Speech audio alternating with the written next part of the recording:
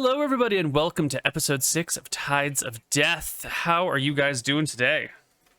I'm doing fantastic, and I'm excited to learn the secrets that Ferris's yes, of this laboratory here. So as I was telling Lucas before the session, the laboratory is done. I didn't have enough time to fully make it like a pretty map. The pretty map is still in the works, so instead I will just give you guys the rough and dirty map, because I know how you like it dirty.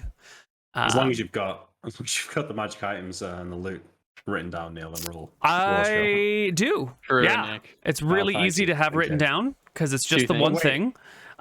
So you know, not a problem. Before we get into D&D, though, I want to say, Potato, I also had my second vaccine today. How cool. Congratulations, dude! Congratulations! I got my first. Oh, you got your first? First on Monday. Yeah. Okay. My arm was still a bit sore, but. Yeah, I think just your arm hurts a bit. It's not anything worse than that. So I'm fully vaccinated now, so that's good. In 2 weeks, you can start doing fun stuff. How exciting! Yeah. Oh, we can almost hug Nick. Yeah, almost. We're like that close to being able to Except hug. for that, straight of whatever it is between you guys, you could do it. The Irish Sea. One thing that I do want to point out, how is this for a policy, right? So it's Freedom Day 2 days ago, meaning that there's no longer social restrictions and distancing, and you don't have to wear a mask and stuff like that. So right now, nightclubs are open, and you can go to nightclubs without having had the vaccine. But come the start of September, you will need to prove that you've had the vaccine in order to go to nightclubs. And the reason for this is that not all of the youngest people have had a chance to get both vaccines yet. Now, to me, that's not a great reason because, like, if it's not safe for people to go to clubs without vaccines, then why are we letting them do it now? Like, just let them. So you're telling me at the point of lowest vaccination from here on forward, they are allowing anyone into the nightclubs. But in a little while, when more people are vaccinated, they're going to require a vaccine. Yeah. Yep. It's crazy, isn't it? You couldn't make it up. Welcome to the new vision of England. Yeah. Rule Britannia. Let's go. It's only maritime. So. Wow. Johnson will be conquering Ireland soon. No wait. Declaring war on the EU. Welcome with me, little open arms. Open arms with knives in them? Yeah. Yeah, that's right. Oh my. All right. So let's talk about this base that you guys got. I think that's a nice place to start, and then we can go wherever we want. This place is to scale. All the black areas are rooms. The blue is a waterway, and all the white areas are blocked off, can't get to like zones. Mountain. No, the white is mountain essentially. So this is like the dock entrance here on the left. Yes, this is the dock entrance, and it's all to scale. So you can see that it's got like a 200-foot harbor that's maybe like 35 feet wide. This so entire it has room. Hidden entrance. Like Yeah. A boat could sail in right through here. That faces towards the dock, though, right? No, this faces northward. This faces towards that mountain. The mountain can be seen from this, which must be the main entrance to the lair. You guys came in through here, through the wood shop. There is, it's the wood shop from the historical records, but everything in here is so dilapidated and degraded that you couldn't tell that it was a wood shop. This is what we are going to call the main hall for right now. This is a kitchen. There's still little bits and pieces in here. This is where that dripping water comes through, where you can drink easily. They've got a fresh source of water. This is some sort of storeroom. This is just a big exercise hall. This room, you can't really tell what's going on in here. Again, it's been really destroyed. There's some equipment that's all rusted and all the wood is rotted away, but there's also a lot of glass lying around, broken glass all over the place, and a big pile of sand that seems to have broken out of some barrels that must have once held it. Similar to down over here, there's a bunch of broken, dilapidated metal equipment that has all rusted away and fused together, and you can't tell what it was anymore. But this room here and this room here have extensive metal works that are ruined. This is mostly empty. Looks like some sort of storeroom that's just attached to your big main hall. This looks like the ruins of a dormitory. This looks like maybe this is once the library. This is where all the ruined books are just crumbling and faded away. These 2 rooms are like tiny little attached studies. This is the teleportation chamber that just goes up and up and up and up, and then you can like feather fall down automatically. This is a complicated bath room where there's like cracks in the ceiling that water is clearly dripping down in like a fairly regular flow, so you could just like stand under it and just wash yourself off. And in the very back of the area there's some like carved out what do you call it, pools where you can like sit and soak in water, and there's room for you to like maybe start a fire underneath it to have like a heated bath, but that area would have to be cleaned out and have fuel on hand and yada yada yada yada. Nice. These 6 guys over here all look like some sort of bedrooms. This looks like a super big bedroom, and this part you might have to pay attention to if you weren't already. There are 1, 2, 3, 4, 5 what we're gonna call toilets here. This one, this one, this one, this one, and this guy over here. Maybe I'll circle them for the time being. Wait, what? Hang on. Why do we have to pay attention to the toilets? Because these still have gelatinous cubes in them. These are more or less pits in the ground with some sort of scaffolding over them. The wooden scaffolding has long fallen away, but you could see where it would have anchored into the sides, and where you'd have like a couple of boards with some holes cut in them, so you could use them as any sort of compost that you would need. They're maybe like 15, 20 feet deep pits. You know, each one's a little bit different. Most of them are 10 by 10, and there's room to install some sort of board over it that you can just drop your waist down through. And still living. It seems like they can just live forever. Yeah, they must be hungry though at this point. Yeah. Are you saying the gelatinous ooze people's waste, and that's how they got rid of it? Yes, it is a dungeon monster. Normally these things just kind of crawl around in dungeons. They're usually like 10 by 10 cubes and just feed on anything that they come across. They can digest metal, they can digest leather, they'll ruin your gear if you like fight them, because you know they'll degrade all your stuff. But clever wizards capture these creatures or create these creatures and put them in pits that they can't climb out of, and then use it as a toilet, so you don't have to like literally shit in a bucket and then every now and then carry your bucket full of shit outside and chuck it out a window or something like that. Neil, this gelatinous cube toilet thing, did you read this somewhere, or has this just come out of your own head? Is this like a revelation? You know, at this point, I can't remember. I want to say I invented the idea myself, but I might have heard it elsewhere. I can't properly recall. You had it somewhere else. This feels like I don't think that's the benefit of the doubt. I think. No, I think it is. Actually. Don't you want functioning medieval toilets? Do you really want to simulate having to carry your shit with you and just having like an open shit bucket in your room all the time? That sounds terrible. Wizards have got to come up with better ways of dealing with poop rather than having just a bag of poop holding. Or I think it's brilliant, Koibu. Thank you. I think it's a great idea. No, it is a great idea. It's just the idea of it disturbs mind. That's all. 5 bathrooms is a bit much for a 7-bedroom. We can use one as an execution pit, just like toss people down into. Oh, true. Well, you know, you need a bathroom next to the harbor for all the people that are going to be working in the harbor, right? Then you need a bathroom next to the main hall, which is attached to the kitchen, because this is where you're going to be eating. So in the middle of dinner, you might need to use the bathroom. This is a private bathroom, clearly attached to the most important room here. This bathroom is next to the dormitories, and then this bathroom is next to the like other private guest bed chambers. So like, there's a good distribution all over the place. That's good. Mm-hmm. You know how in like The Sopranos and like mafia stuff, when they're threatening someone, they'll like hold them out of the window and threaten to like drop them. We can like do that with the gelatinous cubes. Cubes, yeah. You want to get dissolved, motherfucker? Tell me where it is. Nice. You just you could even put their legs in there and just like let that kind of stuff. Oh, attach them to a rope and gently lower them and let them start like getting dissolved from the toes up. Oh, that's nice. That's gnarly, dude. This chamber right here has a spiral staircase going up and down. If you go up, you get to a lookout point. There's like a little spire of rock somewhere on the island that this kind of just goes up into, and from there you can look out in 4 directions and have a good view of what's on the left side of the island, what's on the right side of the island, you know, forward and back. And the staircase that goes down leads to 2 rooms that are different from the rest of the place. They're each 20 by 20, and you can see that the walls here are like either made out of silver or lined with silver.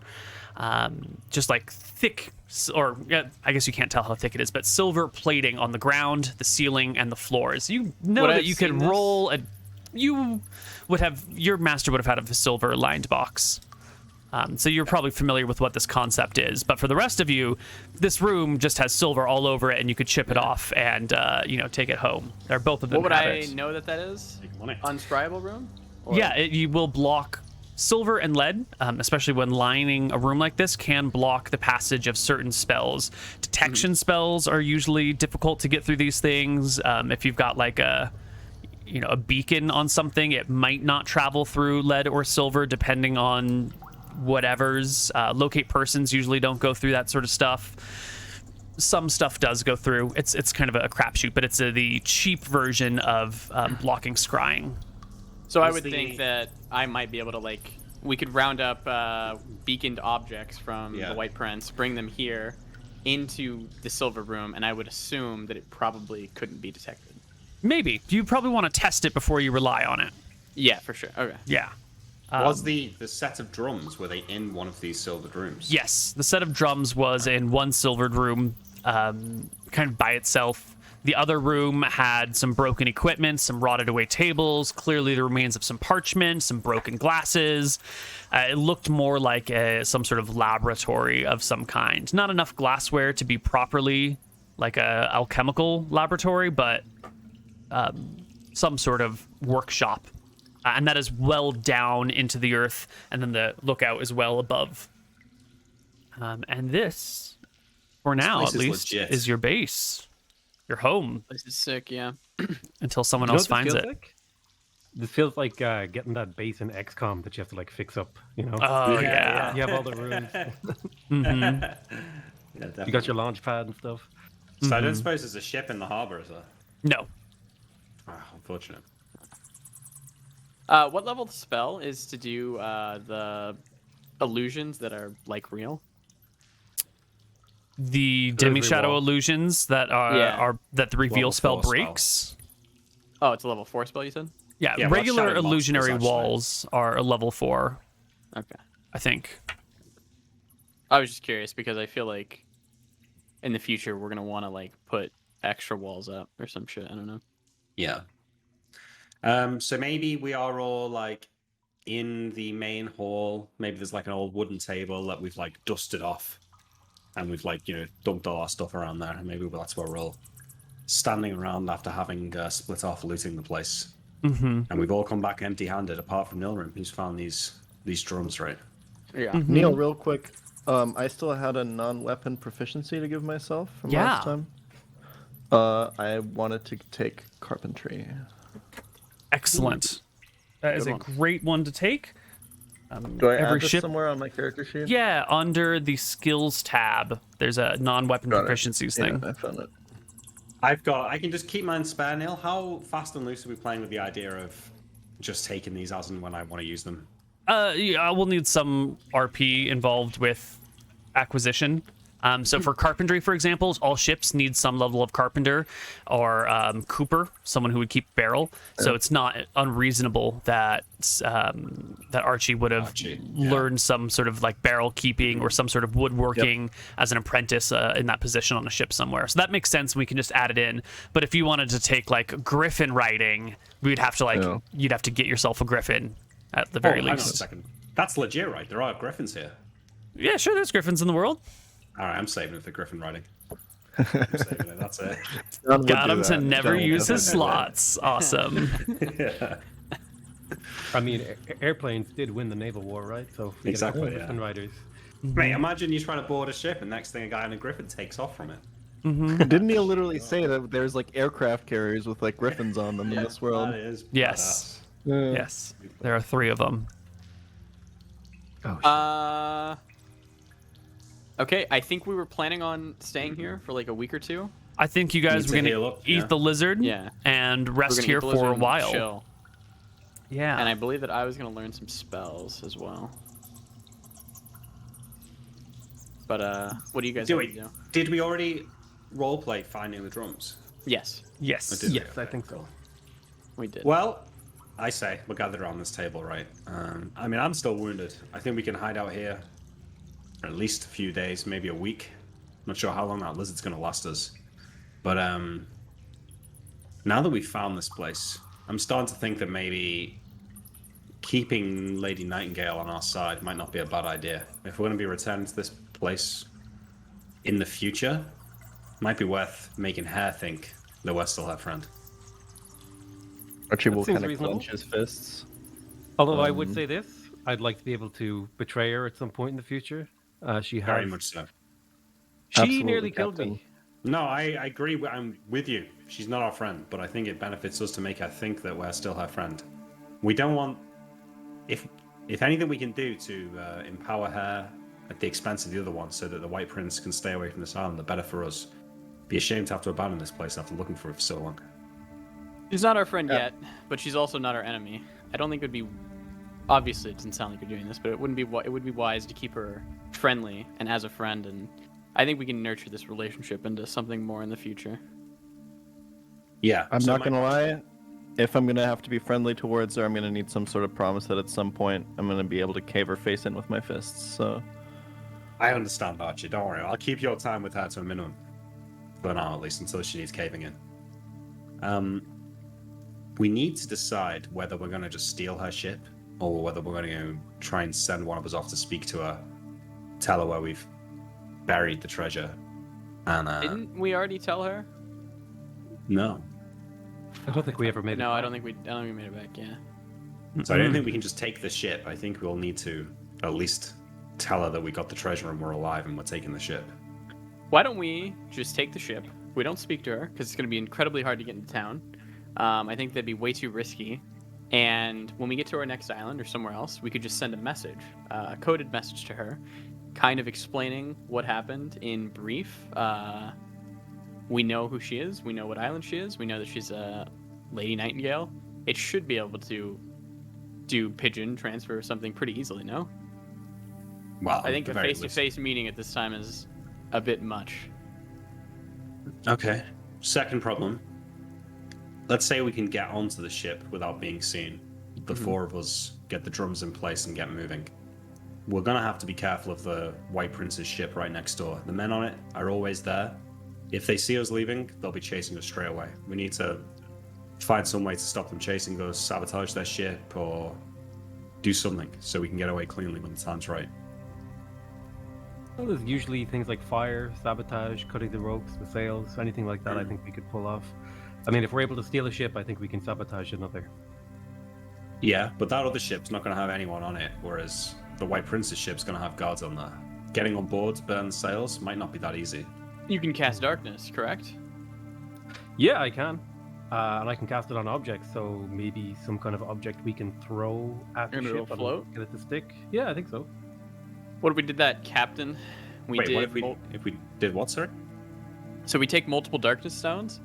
I don't know how many spells he has, but let's say he can cast 3 darkness spells, correct, onto objects. We throw them behind us. It's not permanent darkness, though. No, correct. But it's probably long enough, right? So we'll throw them. We'll throw one at a time. As we continue to sail away, we'll throw another one. We might turn the ship or whatever. I have fog cloud as well, which I think is 20 foot cube per caster level. So I can do like a 60-foot cube of ghastly yellowish green vapors that move away from the caster at 10 feet per round. Heavier than air and sink to the lowest level, even pouring down sinkholes and den openings very thick. So that might be enough to like get us far enough away that they just won't know where we went. I don't know. The ship, I mean, how large is the darkness sail? Like I'll just cast darkness in like the harbor so they can see. Mm-hmm. I'll like, So hey, it's follow me. I'll show you guys so you can see what it Okay. looks like. Yeah. Because I assume I'll get my spells back. Yeah. So when I see the darkness, I want to estimate whether if the source of the darkness was on the surface of the water, how much would it obscure the vision of the guy driving their ship? Like, is their ship a lot taller than 20 feet, or? Yeah, so the peak of the mast is more than 20 feet above sea level. So someone in a crow's nest would be able to look out over the sphere of darkness if the bottom of the sphere was touching the ocean. How high is it? The crow's nest? Yeah, sorry. It's If I probably can like, estimate. 30 feet above the deck. Yeah. So I have Fog Bank, which I could cast, I think, one of. It would last like 8 minutes. It's 60-foot cube in total, and the fog obscures all sight, normal, and infravision beyond 2 feet. It's not a 60-foot cube. It's 3 20-foot cubes. Oh, it's 3 20-foot But you cubes, but I could could stack them or stack. something. I think Yeah. you could stack them though. Yeah. Maybe actually, I don't know whether you could stack them. I don't know. I feel like some permanent damage to their ship, maybe combined with this, is the way to do it. Mhm. You know, I in just the think the past- permanent damage is going to be really hard to do. Well, Yeah. I think we need to try and do it from the outside of their ship. I don't think we can risk trying to board it. So the ideas I had were somehow fucking with the rudder mechanism, swim under the ship, climb up near the back, cut the ropes or the chains that control the rudder, stop them turning. Alternatively, I'm not sure if we could make something like this or find it, but dive under the ship and fuck with that hull somehow. Maybe get a few small holes in it the night before. Enough to slow them down, perhaps. Well, how easy is it to repair holes from the inside? Because we don't want to do anything they can encounter and deal with easily. Repairing a ship that's been damaged while at sea is the job of the carpenter or the cooper, or if no one else is available, the surgeon. And it is definitely something that needs to be able to be done in order to live at sea. Because you're going to, occasionally, something's going to happen. You're going to hit a rock, someone's going to drill a hole in your ship, something's going to break, someone's going to drop something heavy. So there are patches that can be applied while the ship is at sea that will prevent it from, just sinking. If the damage is minor enough, and if it's not like an ongoing thing, like if you're being attacked and someone's like drilling holes in the side of your ship, you can go about patching them up, but like eventually you're going to run out of patches, or eventually you're going to just not be able to, a hole will be awkwardly positioned enough that you can't do it. But like a single hole, if someone were to like just punch a hole right through the bottom of your ship, a good crew could patch that up and maybe be slowed down a little bit, but keep making forward progress. Yeah, I think about- they use like wedges of wood as well to like jam into the hole. What if they Mhm. actually like fuck up with like the keel or whatever? So disabling the rudder is a big deal. That Yeah. the ship would not be able to move forward until the rudder was replaced, which they can in theory do, but it would take a Takes while. some- We would be talking like at the bare Hours. minimum hours, many hours. Yeah. And if I'm the not supposed weather to is get not away. great, it might take a lot longer than that. And if the damage is sufficiently bad and they don't have the right tools and the weather is shitty, they might just be stuck out there until rescue arrives. How hard is So- fucking up a rudder? Well, it's the most next question is this kind of ship, is it likely to have a chain on the rudder or a rope? So there's like a rope or a chain that connects the wheel to the rudder and controls like how it moves. So is that rope or chain? On which ship? Their Some ship. ships will have Well, their ship. Their big ass guess clipper basically- ship is going to have a How does it chain. get chain? Yeah. Yeah. So yeah. we think that Like somebody could all warp kinds of wood a rudder and like sufficiently fuck it up? You would have to be high enough level. I think warp wood says like at 5th level you could fuck up a spear length of wood. So Oh, you'd have to yeah. probably be like 10th level or something to really fuck up a rudder significantly enough to make it not work. Because even if it's bent a little bit, Yeah. like you'll find the new balance point fairly easily. What about, I don't suppose in any of the storerooms in this place we find any like old bottles of whiskey or vodka or something like that? We found There's some wine. liquid in Yeah. wine bottles, but as soon as you like uncork it and smell it, you can tell it's just turned to vinegar. It's not particularly useful. Because thinking if we could make a handful of Molotov cocktails and launch them at their ship's sails as we were taking off, that might be enough to slow them down. Yeah. Wouldn't burn their ship down, I'm sure. But How do you get the stop them. glass bottle to break on a sail? Well, you throw it at the base of the sail so that the fire course. catches them. So you throw it at the Gotta mast. aim for the mast perfectly. Yeah, mast, yeah, yeah. yeah. Because you That's wouldn't be able to. That's a precise throw. I'm a good throw. You wouldn't be able to hit the could do sails. You might be able to hit a mast, and it would take a while for the flames to then reach sail height. Yeah. I just want to point out that flames on ships, we've done this before, and Koibu was not generous with it, Nick. No, I understand. It takes it's not a gonna burn long the ship time. down. Yeah. But if they spend an hour and a half replacing the sails and putting out the fire, like that's enough for us to get away. Sure. How do we feel about just like darkness? I'm like, I don't know. How long does it last? It's like 1 hour per level, I think. Like if the entire ship is engulfed in darkness, like it can't be that easy to operate, right? I suppose we could throw one on the top of the crow's nest, and then one at the I think wheel. you can just cast it on the ship. Yeah. Yeah. Mm-hmm. The ship's bigger than a 20-foot radius sphere, so it needs. Yes. So you could like darken one area of it, but not the whole ship. But we would kind of know which area would be like crucial to darken, so that's kind of like really What hard if I to operate, just- right? What if I just have multiple fog casts cloud of it? So that too. The other thing I don't know is if other clerics can counter my They darkness can. spell. They A can, light that's spell a will good break a point. darkness spell. Yeah. Yeah. A so light that's stone what we will need to- negate it. The fog cloud's only gonna last 7 minutes. That's not gonna. That's get us true. anywhere. Yeah, but it would be long enough. So I'm going to argue that we have a drum, and that is going to be way less intensive than like people like rowing. I think that we should, on average, be able to just like book it. And there's a reason that they took the lady ship and not their own to the other island. It's because it's the fastest. Yep, So I don't true. think that we should worry too much about the other ship catching us. We've dealt with the wizard. We've dealt with the big cleric. The only person that we should actually worry about is the inquisitor of the town, who, if we try to fuck with that ship, is going to be the one who's going to fuck with us. So I think our best bet is just steal a ship, fog cloud it. That'll buy us like 7 minutes because they won't be able to see within 2 feet of them to like get the shit up, and then we can just drum it away.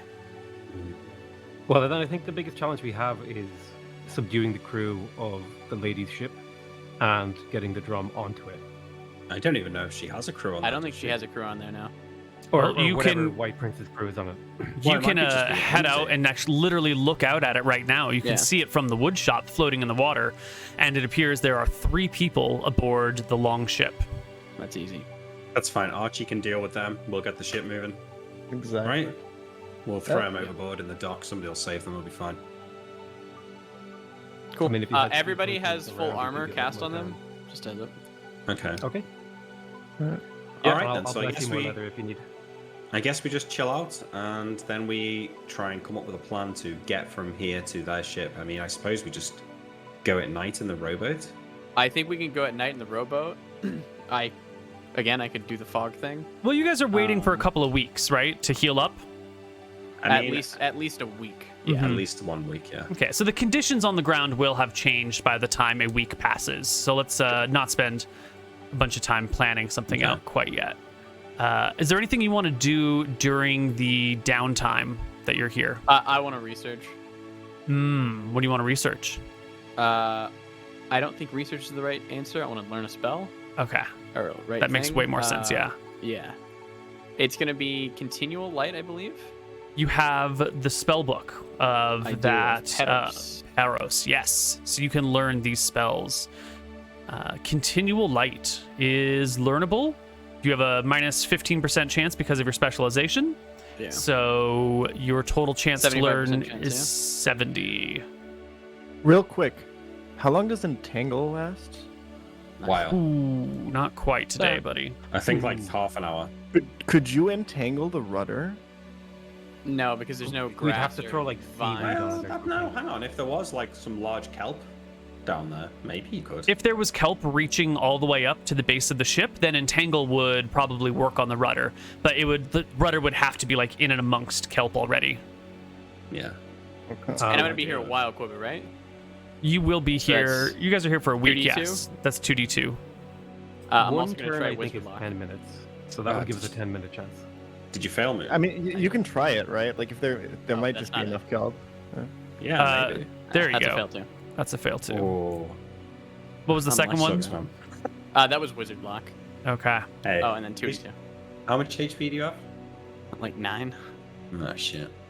So that is 6 days of spell learning for you. You didn't get either of them. One of the things you will notice is the doors on those 2 silver-lined rooms downstairs are still intact. Most of the other doors here are rotted away and ruined and broken, and you just kind of like walk in between rooms without any real sense of privacy. But the ones downstairs are still intact. They are the doors themselves are lined with silver, but the weight of them lets you know that either there's like a stone core or lead lining or a lead core or something like that to these massive heavy doors that still manage to sit on their hinges well. And on top of that, the doors are silenced. That is to say, if you pound on the door, you won't hear any sound coming from the door. And if the door is shut, I mean, they're big fucking doors. You probably wouldn't hear anything from the other side anyway, but you can tell that there's magical silence on those doors, which makes them completely soundproof. Very cool. He probably didn't want people listening. So I think over the week, if Nilrum's going to be learning spells, I'm not sure if Sale has clerical things to do, but I suggest that at least Archie and I spend some time cleaning this place up. We'll clear out some bedrooms, maybe use this new carpentry, cut down a couple of trees on the island and make some boards for the You guys don't have axes, you don't have saws. You would need proper equipment to turn this into a properly functioning base. In fact, you'd probably need crew to man it in order to like keep it up and man the kitchen and prepare things. Okay, fair enough. But we can clear out a few bedrooms. Totally. You know, like dust them down. Nilrum will be learning spells in this room. That's where I don't want to have to argue about this. This is clearly my room, so. That sounds like something we need to argue about, because this right here is the master bedroom. Clearly, it has a private bathroom. This is the wizard's home, you know? The captain's quarters, you mean? Is what it is. I'm gonna approach Archie with a proposition that we share the room, and if the other 2 disagree, we beat them up. Unfortunately,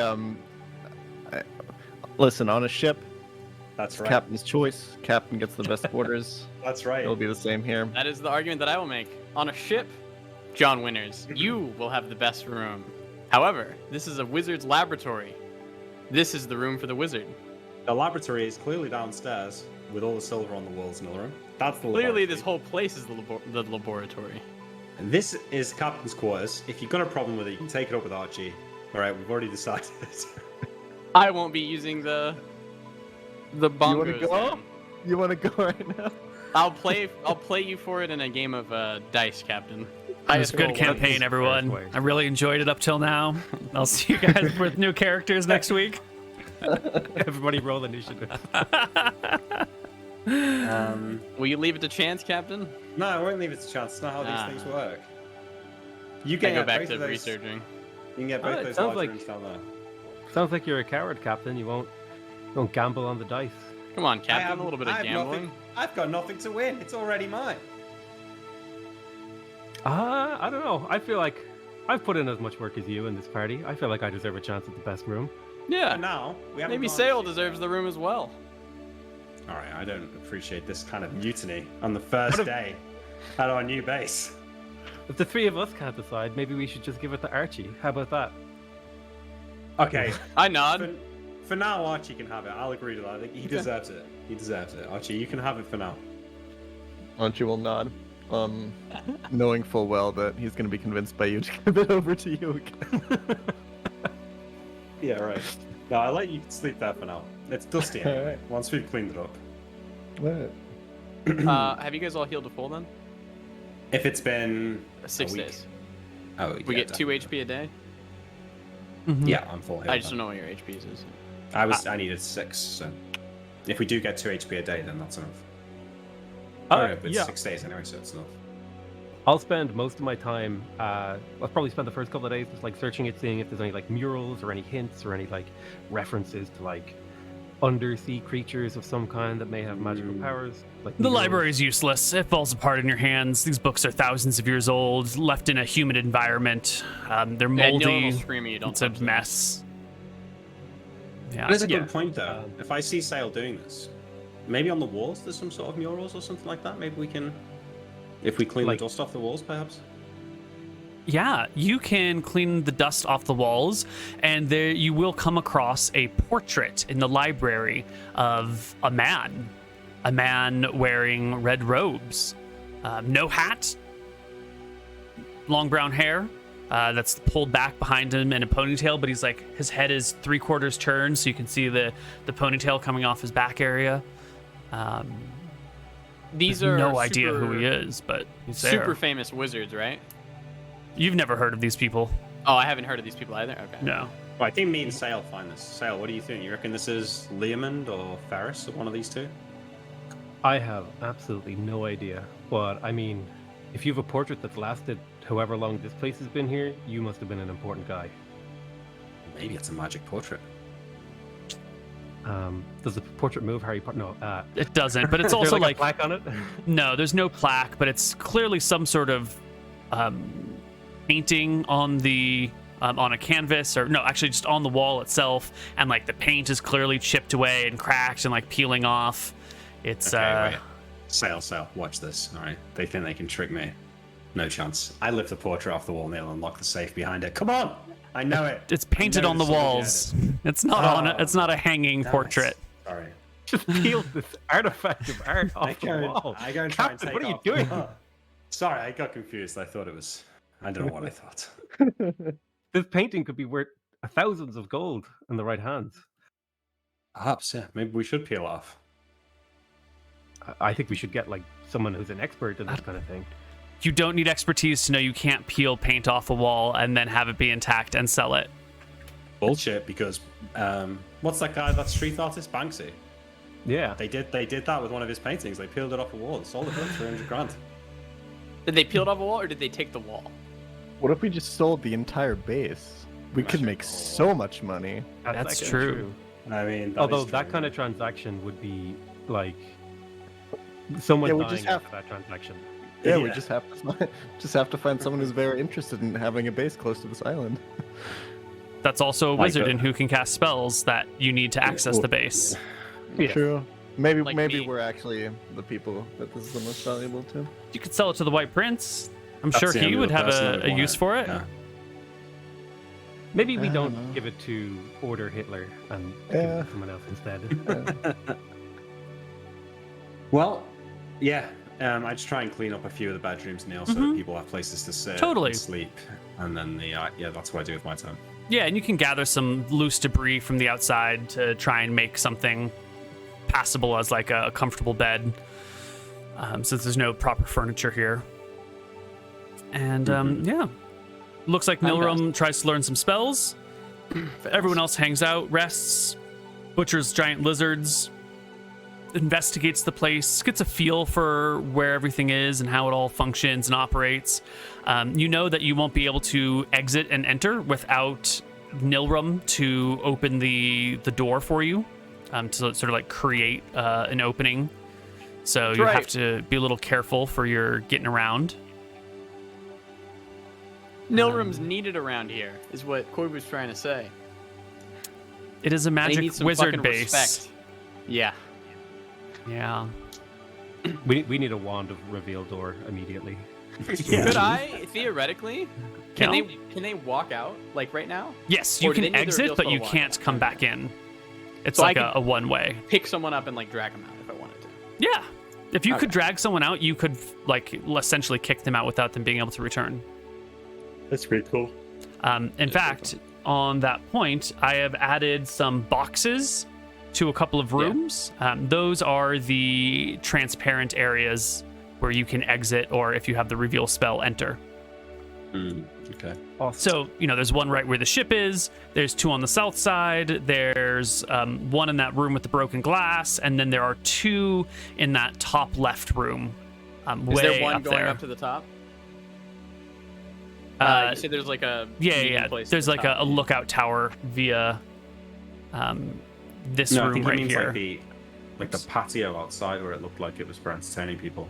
I meant I thought there was like a patio on the top. It was. We saw it before we came in. No, there's no exit there. That must just be a mundane patio that you access via normal methods. Okay. So, because there was a walkway up, I think. Okay. Right. I will spend some times in the evenings, Neil, looking at the light situation in the harbor. Do I feel like, how much moonlight would I need to reliably sail our sailboat to Nightingale's ship from here? Is there enough light coming from the city? or would I need it to be like the city is not going to produce any light of significance.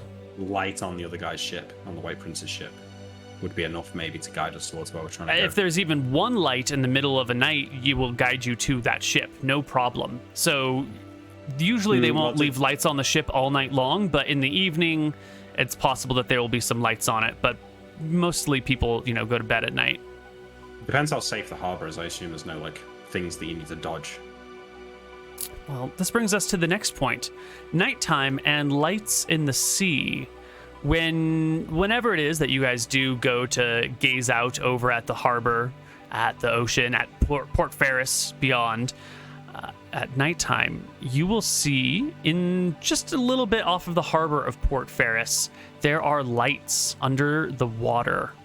You can't make out what they are. You can't make out any details, but there's just sort of like a glow coming off the seafloor outside of Port Ferris.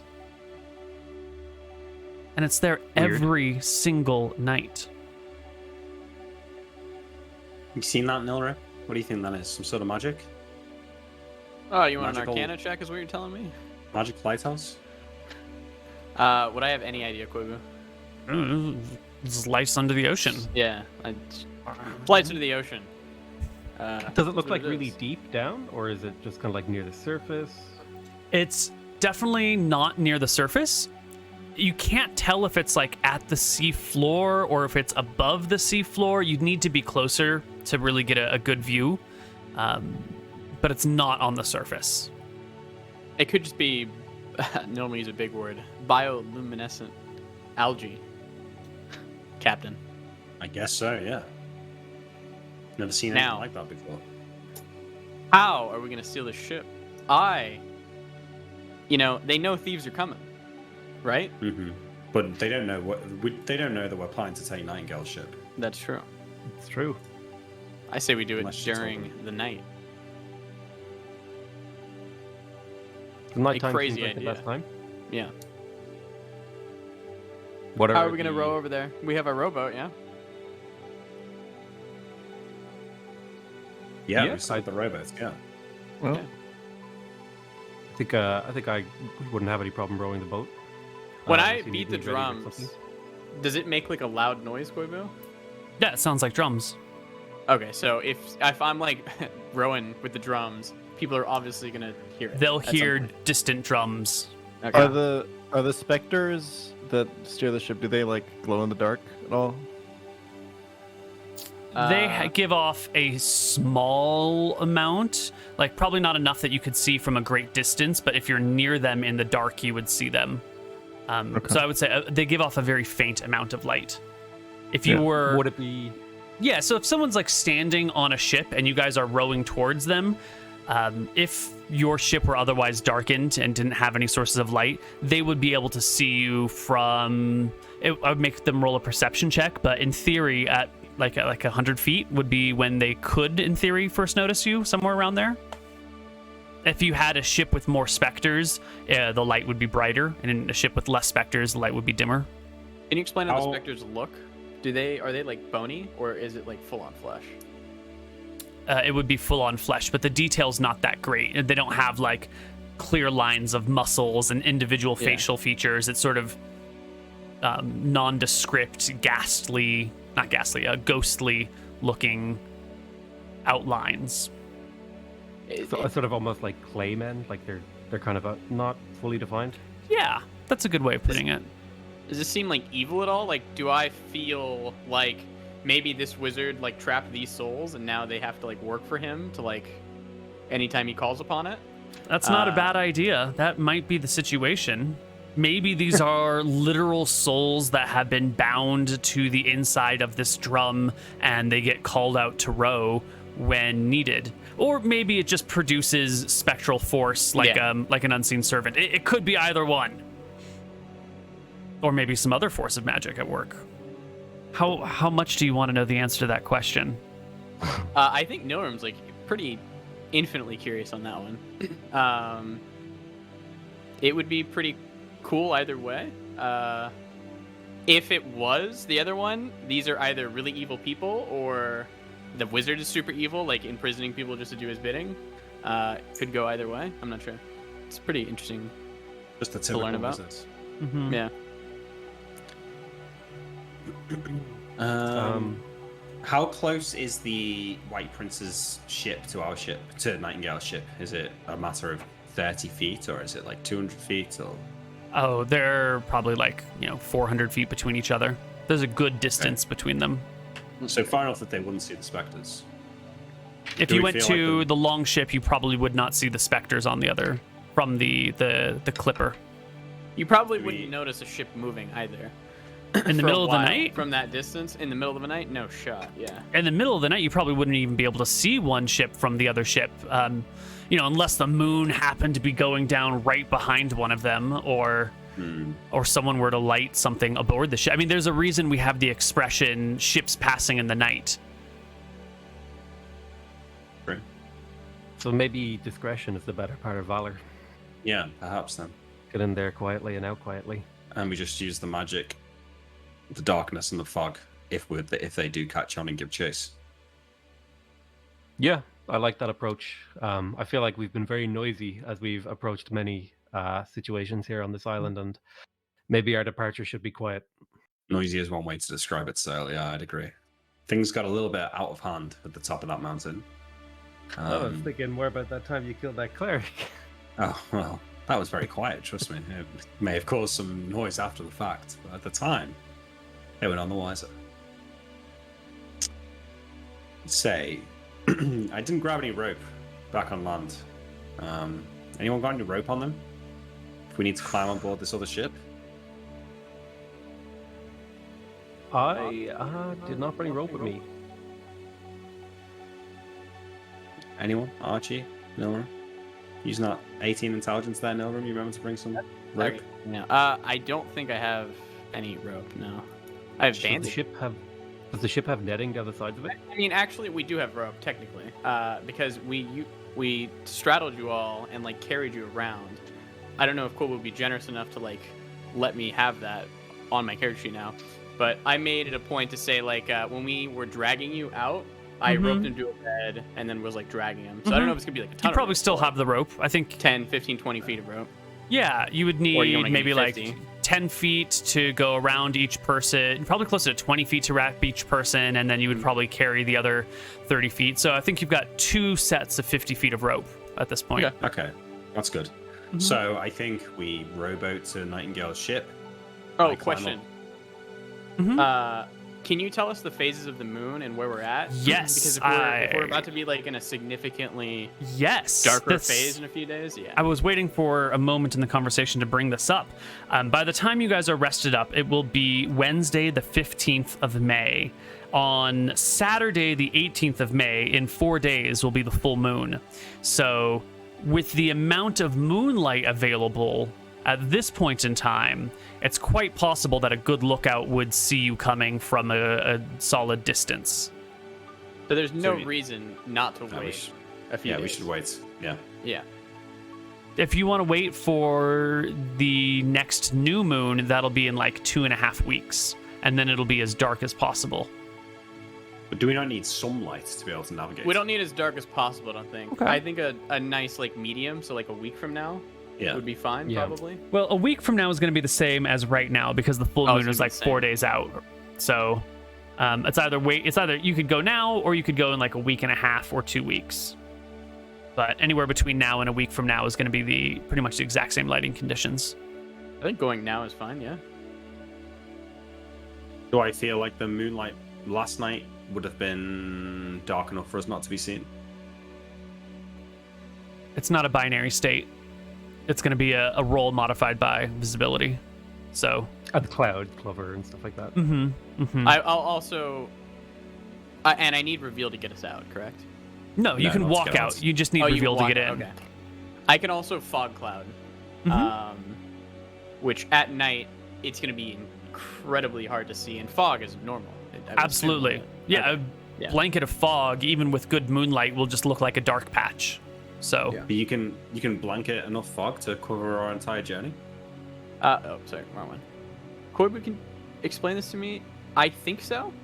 So as a fog bank, the spell creates a fog of any shape and size up to a maximum of 20 foot cube per caster level. Mm-hmm. Yeah, but it's more than 60 feet to the ship, right? Oh, no. What I was saying is the issue is going to be probably when we're on the ship, like it moving. So I could blanket a fog cloud and help us leaving. Right. So this area here, the wind around here is going to be considered a moderate breeze at all points in time. Or it averages to a moderate breeze. Sometimes it's a little faster, sometimes it's a little slower, but on average, it's moderate. There's a moderate, so not a strong breeze. Correct. Yeah. So it'll reduce the duration of the spell by 50%. So that will last you 4 rounds plus your level 3, so 5. I can do math. 7 divided by 2 is going to be 4 rounds then. 4. Yeah. So it'll last me 4 rounds.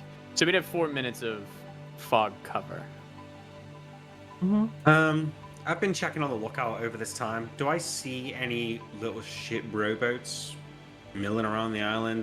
Because I mean, the White Prince's clerics saw us retroactively realize that it was us in a rowboat. Like, it might not be beyond the realms of possibility that they pieced out that this is where we were going. I mean, it's unlikely, but it's possible. So I don't want to say we wait for 2 more weeks if we get found, you know. But I do think that if there's no risk of being found, to me it makes more sense to just wait for the perfect night. I'm probably cool with that. Archie, Sale, what do you think? I have 2 things to say. Did Nilram talk about like the alignment of the drum with us? The alignment of the drum? Oh, yeah. I mean, we probably would have brought it up at like dinner or something when we're eating some stupid lizard. By the way, I was thinking, maybe this drum is just comprised of the souls of 100 dead men. Yeah. I put my hands on the drum and say, I'll find out for you. Don't worry. I'll talk to my god. Put my hands on it and I'll cast no alignment on it to see if it's evil. Ooh.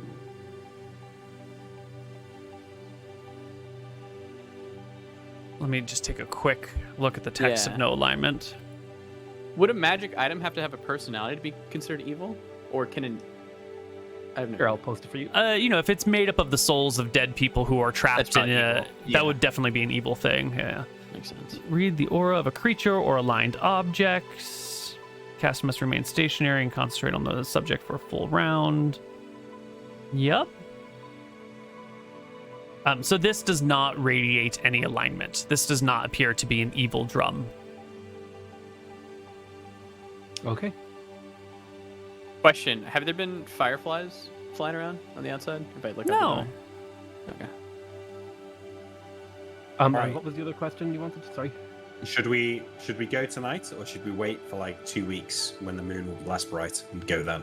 If you want to wait 2 weeks, Nilram can do some spell learning, and I can try Beacon and Darkness 15-foot radius if you want.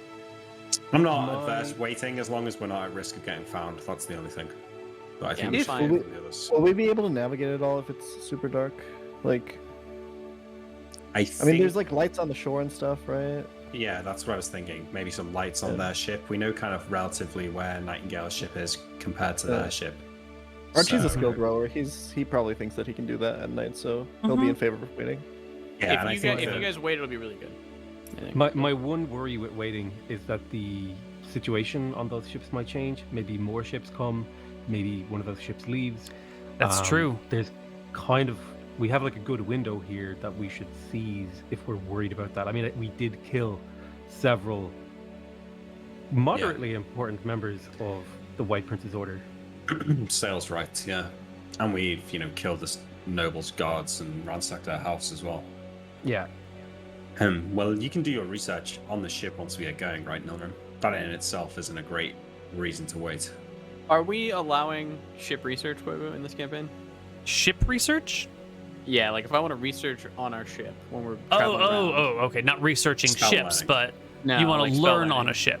Yeah. As long as the weather is fairly easy, it should be fine. If you are going with the current on the outer ring and it's not particularly bad weather and you're in a fairly stable boat, sure. But if you're like in a rowboat you're probably not going to be able to do it. If you're on like a nice big fat fucking ship, you could totally do it. If you're on the longboat that you're looking at stealing, we might have to make you like some sort of checks in order to do it on the longboat, because that's not like, it's a ship designed to be fast, not a ship designed to be comfortable. I'm also going to have to be the one probably doing the navigation proficiency checks, so that is going to eat into my researching. So, well, let's say for now, no spell learning, but if you get like a big cozy ship, then totally. Yeah. Okay, well, it's up to you. I could learn Beacon. This could maybe help me understand magical items more, and Wall of Fog, but I'm also 100% fine just going now. It doesn't make a huge difference to me. Just a heads up. What do you think, Archie? You're muted. Sorry, it's about an hour going in 2 weeks, right? Yeah. I generally think the darker the better. I don't think there's a big downside to waiting. I don't think so. If the White Prince leaves, it's not a big deal. If more men come, that's an issue. If Lady Nightingale gets bored of waiting and does something else with her ship, that's a really big deal. Well, it's a win-win for Lady Nightingale right now. Either we're dead. She's gonna know. She's gonna know we're not dead. They're still looking for us. I'll trust the captain with strategic decisions like these. Yeah. Noam doesn't care either way. It's fine. Either way, she's chill. It's up to you. So Neil, I feel like there would be a chance that we would get spotted rowing to the ship we're trying to take. Sure, but if you wait 2 weeks, like, these boats have purposes that get filled, right? In 2 weeks, if they haven't found you, they might move on. Lady Nightingale's ship might be purposed for some other task and then go off and do that thing. Like, these things aren't going to sit here undisturbed forever. But if you wait a couple of weeks, it'll be darker. So where do you want to take your gamble? I spend this last day in the lookout, kind of like watching the comings and goings on the island, and seeing a lot of things moving, people going on the ship, realizing that there is a crew, at least a small crew, stationed on Nightingale's ship, that I think on the balance it's probably better to just go for it tonight, just in case anything changes. So I guess I'll come to Nilram and say, I don't think it's worth the risk staying. We can find 2 weeks with the next place we stop. I think it's better we just move on. Fine by me. All right. Okay. I'm gonna learn. I'm in. For the day, I guess. Fog Cloud, Magic Missile, Enlarge, and I don't know, Fist of Stone. No, 2 Magic Missiles. Nice. So I think this day we get ready, we gather our supplies, the drum, all of our stuff. We get the boat ready in the harbor, so that probably means, well, we probably already have done this, someone going out and dragging the boat up the island. The boat was brought in with us, actually. You had already brought the boat in. It's already inside, yeah. We can just move it. Should I also declare the spells I'm taking with me before, like, a day? Yes. You should always know what spells you have before. Go ahead. I've just been marking them in my character sheet, but not, like, saying them. It's nice to say them. It's nice for chat as well. Yeah, I'll bring 1 Bless, 1 Entangle, 2 Lights, a Chaos Ward, a Dust Devil, and a Hesitation. Nice. It only becomes a problem later when you have like 15 spells to rattle off, or like I usually just write it in the chat and post it. Yeah. Like I usually just do like this, like level 1 magic missile ×2, level 2 in this. I just post it like that. Yeah. At the start of the day. Yeah. I just want to know like best practice and stuff, but that works. How much are these ships worth? Like are we cash value wise? Like, are we talking like tens of thousands of gold, or like 100,000 gold for like a long ship or whatever? No, it was like 100 gold for one of those small little boats, right? Rowboats. No, it was 100 silver, wasn't it? It was 1,000 silver. 1,000 silver. No, you're right. Yeah, it was. Yeah. God, that guy got rich. Well, he's got to buy a new one. He got even. The long ship, like the one that you are contemplating stealing, would be 150,000 silver. Okay. Jesus. The ship that Lady Nightingale's got, the clipper ship of the White Princes, is probably closer to 300,000 silver. Okay. How much was the ship worth that sunk on the way here that we were going to sell and sell on? The brand new top of the line warship. Yeah, that's probably in that 300,000 range area, but it was also a little bit more like decorative and fancy. It was sort of like the pride of the Navy. So even if the baseline model for that ship would be around 300,000, then that ship itself was probably, 30 or 40% more expensive just because of the finishings, the decorations, all the good stuff. I think sales. Captain Winters, hear me out. Yes. Okay. No. The longship is one thing, but that clipper, that is a fantastic ship. That would solve all of our problems. What if we pretended to steal Lady Nightingale's ship?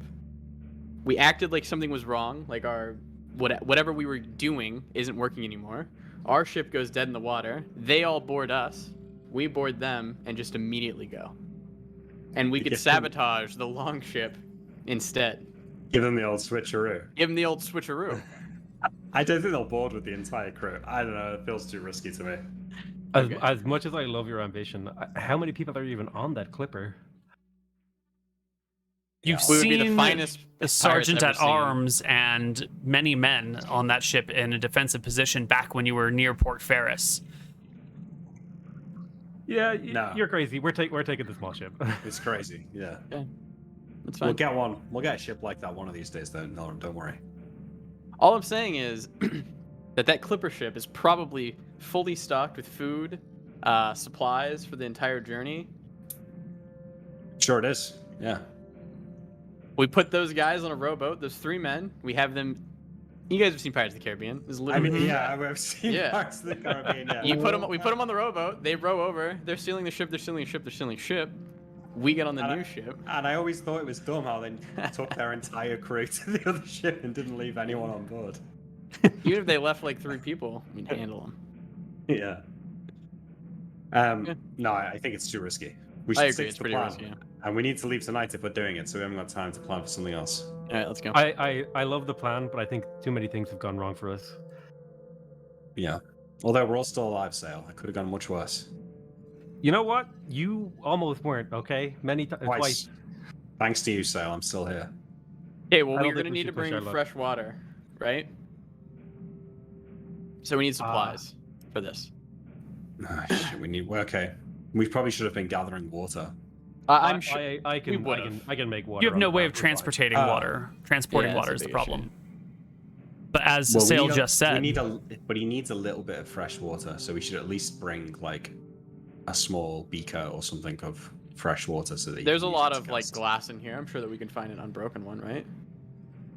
I mean, if there's people on that boat, there's got to be water on that boat too. That's Probably. true, yeah. Okay. Yeah. Fuck it. We'll do it live. All right, so I think we're all in the Yeah. rowboat. The sun is set, the moon is the moon is rising, and at the optimal time, light-wise, when it's darkest, we tell Archie to start rowing. And start rowing, he will. Okay. Why don't we Eve, come back on the other side of our break and go get ourselves a ship? Oh yeah. Hello, everybody, and welcome back to Tides of Death. Before we set out, Nick has a seafaring thing for us. I do, a seafaring fact.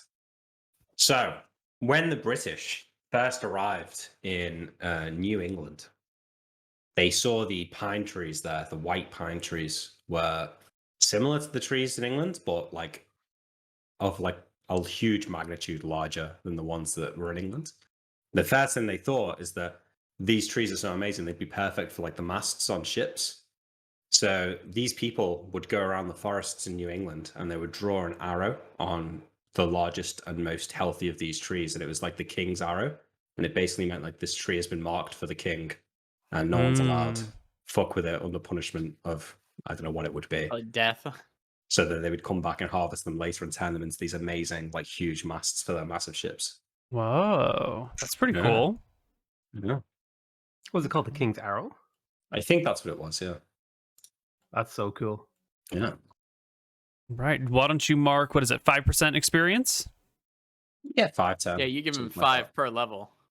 That's true, 5% per class, yeah. Sure.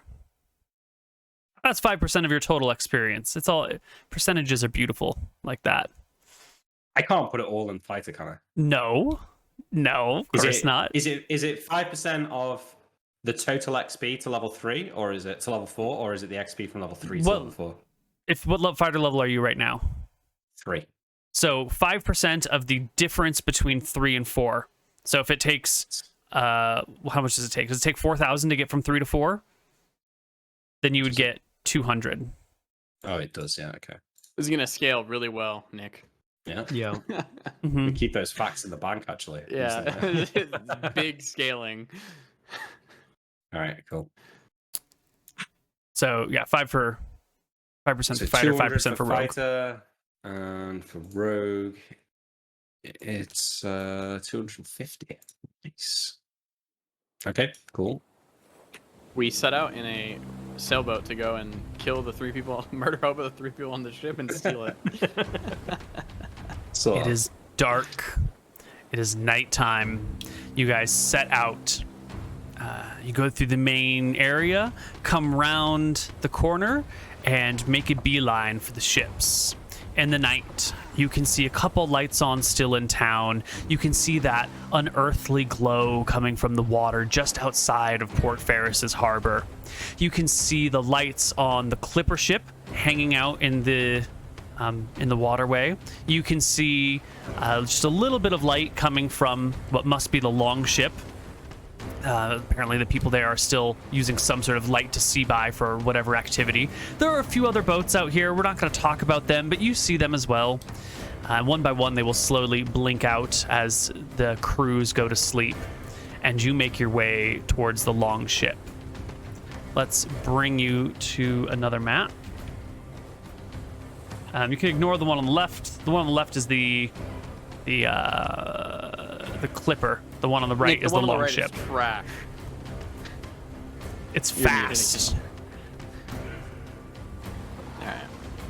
You're still muted, Nick. You're Can't hear a still word muted, you're but- saying. Yeah. it's all oars, which is good for us, right? Because Yeah. It's probably really good. There's a mast. You can raise the mast to pick up speed going with the wind if you want, or you take it down to go against the current. If we you are were to going take, to need a better ship, though. Because there's no captain's quarters on this ship now. No. I'm looking for it. Where's my captain's quarters on this ship? Yeah. Where is he? no, gonna stay? you sleep right there, where you row. But Nick, on this ship, it's right there. It's right there. It's right there. Yeah, it is. Yeah. The bigger ship will have quarters, will have far more cargo space, but you can also see it's not nearly as aerodynamic. The wind is going to catch it as well. It's got 3 masts. It's much, much taller. It's much, much broader. If you're going with the wind, this ship is going to be way faster. But if you're going against the wind, this ship is going to be way faster. This ship is also easier to use because it doesn't take as much crew to man it. This takes a hell of a lot more people to operate it, and there's way more places for things to go wrong on this ship. So for now, the longboat. Wait, so you're saying that if we went with the storm, this other their ship is going to be faster than ours? Absolutely, because it's got 3 masts and it can grab that air current and use it to pull it. This guy only has like 1 smallish mast. So when they used the long ship, were they going against the tide? Yes, when the White Prince's men commandeered this ship, they went against the current to go to the next island upwind, and that way they could sail whatever ship over there was downwind. Because if they went downwind, they probably wouldn't find a ship that could then come upwind against it. They would have to go all the way fucking around the whole current, which would take like 2 months, 3 months. Okay, so we want to go against the current to get away from them. Yeah. Mm-hmm. Okay. Yeah. Yep. All right, so we pull up alongside it. I mean, how high is it off the water? Not particularly high. If you stand on your little rowboat, you can reach the top and just pull yourself up, no problem. You all have at least 9 strength, right? Yes. Yeah. Okay, cool. Yeah. Yeah.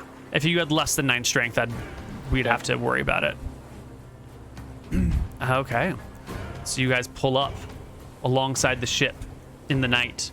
You can hear the sounds of 2 people still chatting. And it appears that the soldiers are still awake, and that's where that light is coming from. One of them has a little lantern lit that is next to them, and they appear to be smoking some cigarettes. You can see as they like move their hand up and away from their mouth, there's like a little bit of golden burning light as you approach from the backside. As you pull up to here, the sound of snoring lets you know whoever this non-soldier person is passed out nice and neatly. I guess the other two are hanging out together, chilling. I will whisper to Captain Winters, should I do the fog now to help us get on? No, I think we can handle this. Save it for get chased. Well, I kind of want to do it now so they don't scream out to the other ship or like raise alarms, because they're going to see us climbing up.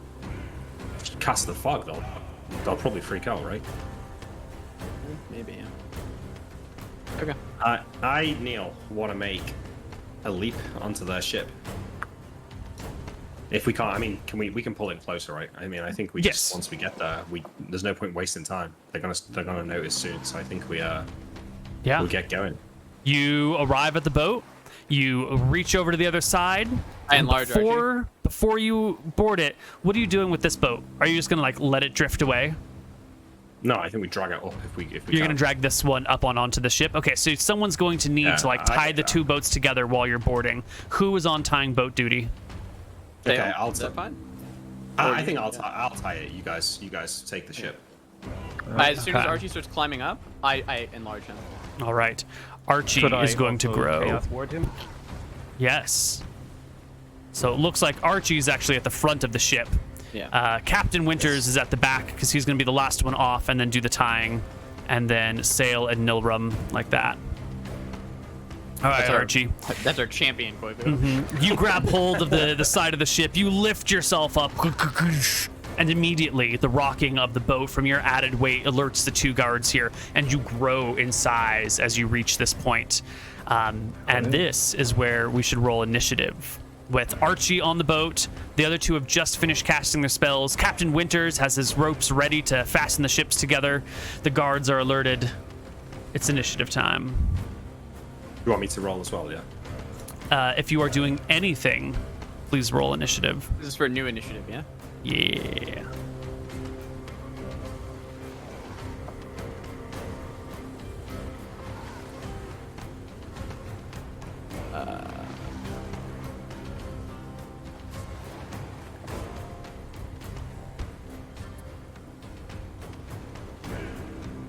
Alrighty. Nilrum and Captain Winters are first. Sail, were you doing? Oh, you are rolling hesitation. Yeah. Okay. I didn't have my thing selected. You didn't have your token selected. My God. It's a habit I need to learn.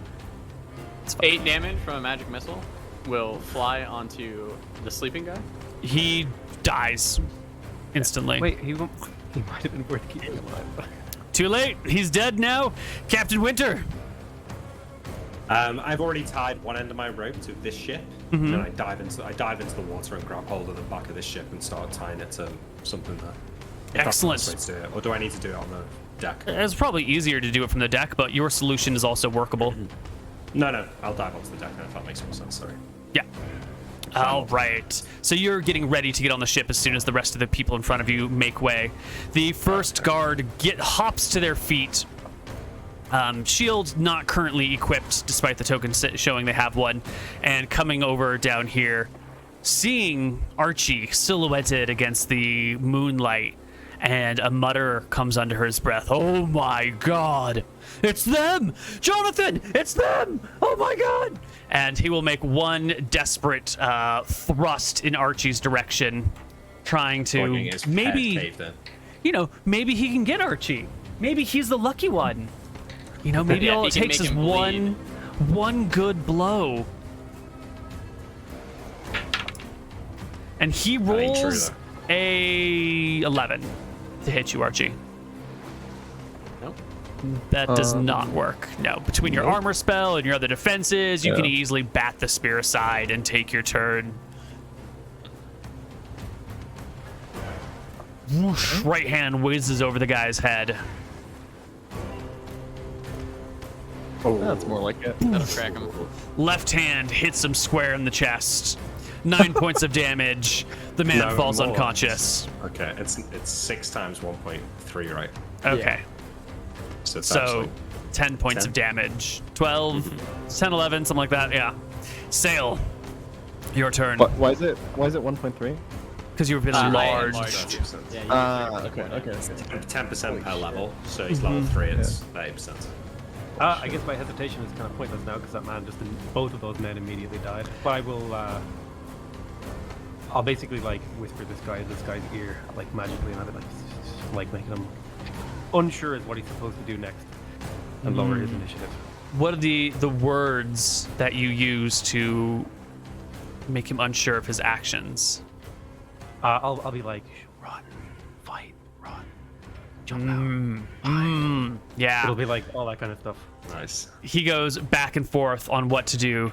He sees his one friend like say, "Oh my God, it's them," and then immediately gets just like crushed into nothingness on the boat. He's gonna make himself a morale check here.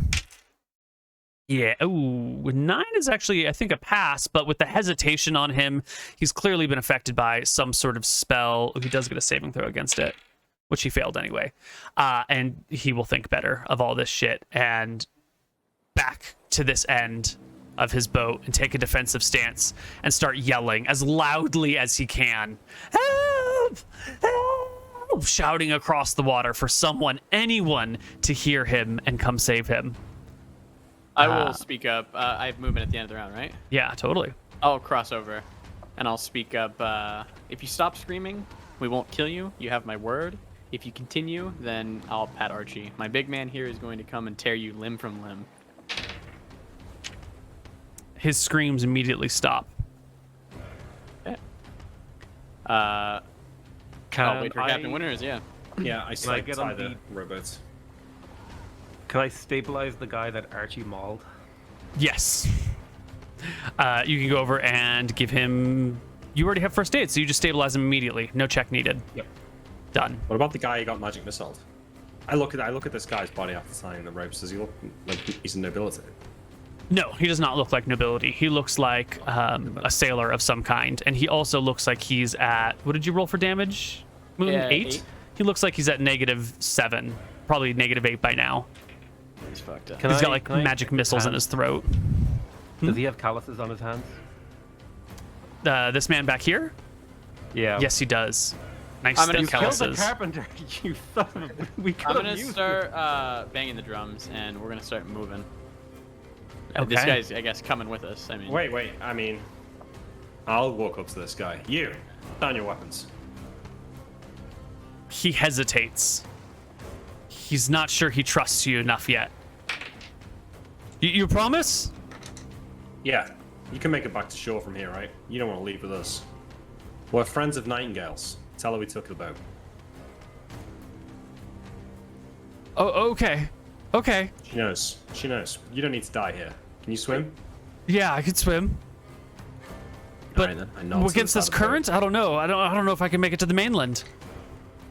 You want to come with us? If you come with us, they're going to be looking for you too. It's your chance. He You can get throws off, himself in tell- the ocean. Yeah, that's what I thought. All right, let's go. I'm the king of the world. I'll start beating the drums and cast a fog cloud, and we're gonna go against the current. Away. Excellent. Where's the fog cloud? Wherever I think would be the most advantageous with my Okay. 18 int. You fog cloud before you, and give me that. What is it called? Seamanship? Yeah, Or give can me. I give you navigation? It would be seamanship in order to Seamanship. operate the drums. Okay, it wouldn't be boating. No. 21. Yeah, first time you start pounding the drums rhythmically, and very quickly the area before you fills with spectral rowers. You've got someone needs to take the rudder at the back end of the ship, but these guys will keep pace, and now it's just up to someone to steer you guys in the right direction. Who's at the helm? I'll offer to take the rudder. Say, I got the rudder if no one else does. Oh, can I hand this off to Archie then? I have him going. I have the pace going. I think I'm He will the have to one make his who- own separate check to man the drums. Okay, I'm the one who probably needs to man the ship. I think that's on me. What is that proficiency I'll do check? it. Boating? What? I'm sorry. What? What proficiency check would that be to man the ship? To sail it? Yeah. To be the person at the helm? Boating, seamanship? It would be a seamanship check. Boating is specifically for like river and lake boats, like small things. What about navigation? Navigation will come into play in more like getting from one place to another and recognizing where you are. Seamanship is going to be your bread and butter sailing check for pretty much all purposes. Can we swap the playing to either a seamanship or like a spellcraft or arcanology then? Because we're using seamanship for kind of everything then. Yeah, seamanship is the go-to. Okay. I'll do boating the ability. I've got these in seamanship. Okay, that's fine then. Yeah, sure. And you can just do the drumming. And let I'll just do the Archie drumming. Yeah. Intimidate anyone. So this guy's gone. you want- this you want guy's dead. This seamanship guy's check? dead. Yeah, it does. Not yet. If you get into a chase situation or a chase situation where you will need to compare your abilities, but for right now, people are rowing. You just need to direct the boat in the right direction and put There's the a island fog on your cloud. right. Fog clouds assuming before you. You know, it'll be like between you and the ship that you don't want to be spotted by. Yeah. You can douse the lantern here, and you can go. Let's go. And we're off. Yeah. Should we throw the dead bodies overboard? Check them. Check There's them first, yeah. one dead guy and one stabilized guy. Oh, he'll die if we take him, but it's going to be more trouble than it's worth. Way more. I mean, I just made sure he didn't die in case we thought we would have a use for him. I start picking him up and getting ready to throw him over. The bodies go overboard. No, maybe we can Do we- find use for them. Do we have a lot of food? No. Archie, it's not going to get that bad. Making sure. I lick my lips at Archie like, I'm gonna eat him away. I don't know. Is the magic missile guy definitely dead? He can't be saved. No, he was I was at, like- -8. Yeah, he was at -8 and no one saved him, and you guys talked for a few minutes, so you look back at him and he's definitely dead by now. He can go off. Let's keep the stabilized guy. Might be able to find a use for him. I will Alright, say, man. if I had known there was a chance to save him, I would have tried. Yeah. Very nice We of row. you. You row. Archie is ecstatic to be on a ship on the sea, going fast. This is the happiest you guys have ever seen him. We're going fast as well. We're zooming here. How many rowers are on each side? Is it like filled? 2, 3, 4, 5, 6, 7. I think there are 12. Let's see if the 24, yeah. token matches the actual statistics, though. Because my tokens and my grids don't always match up eye to eye. We have...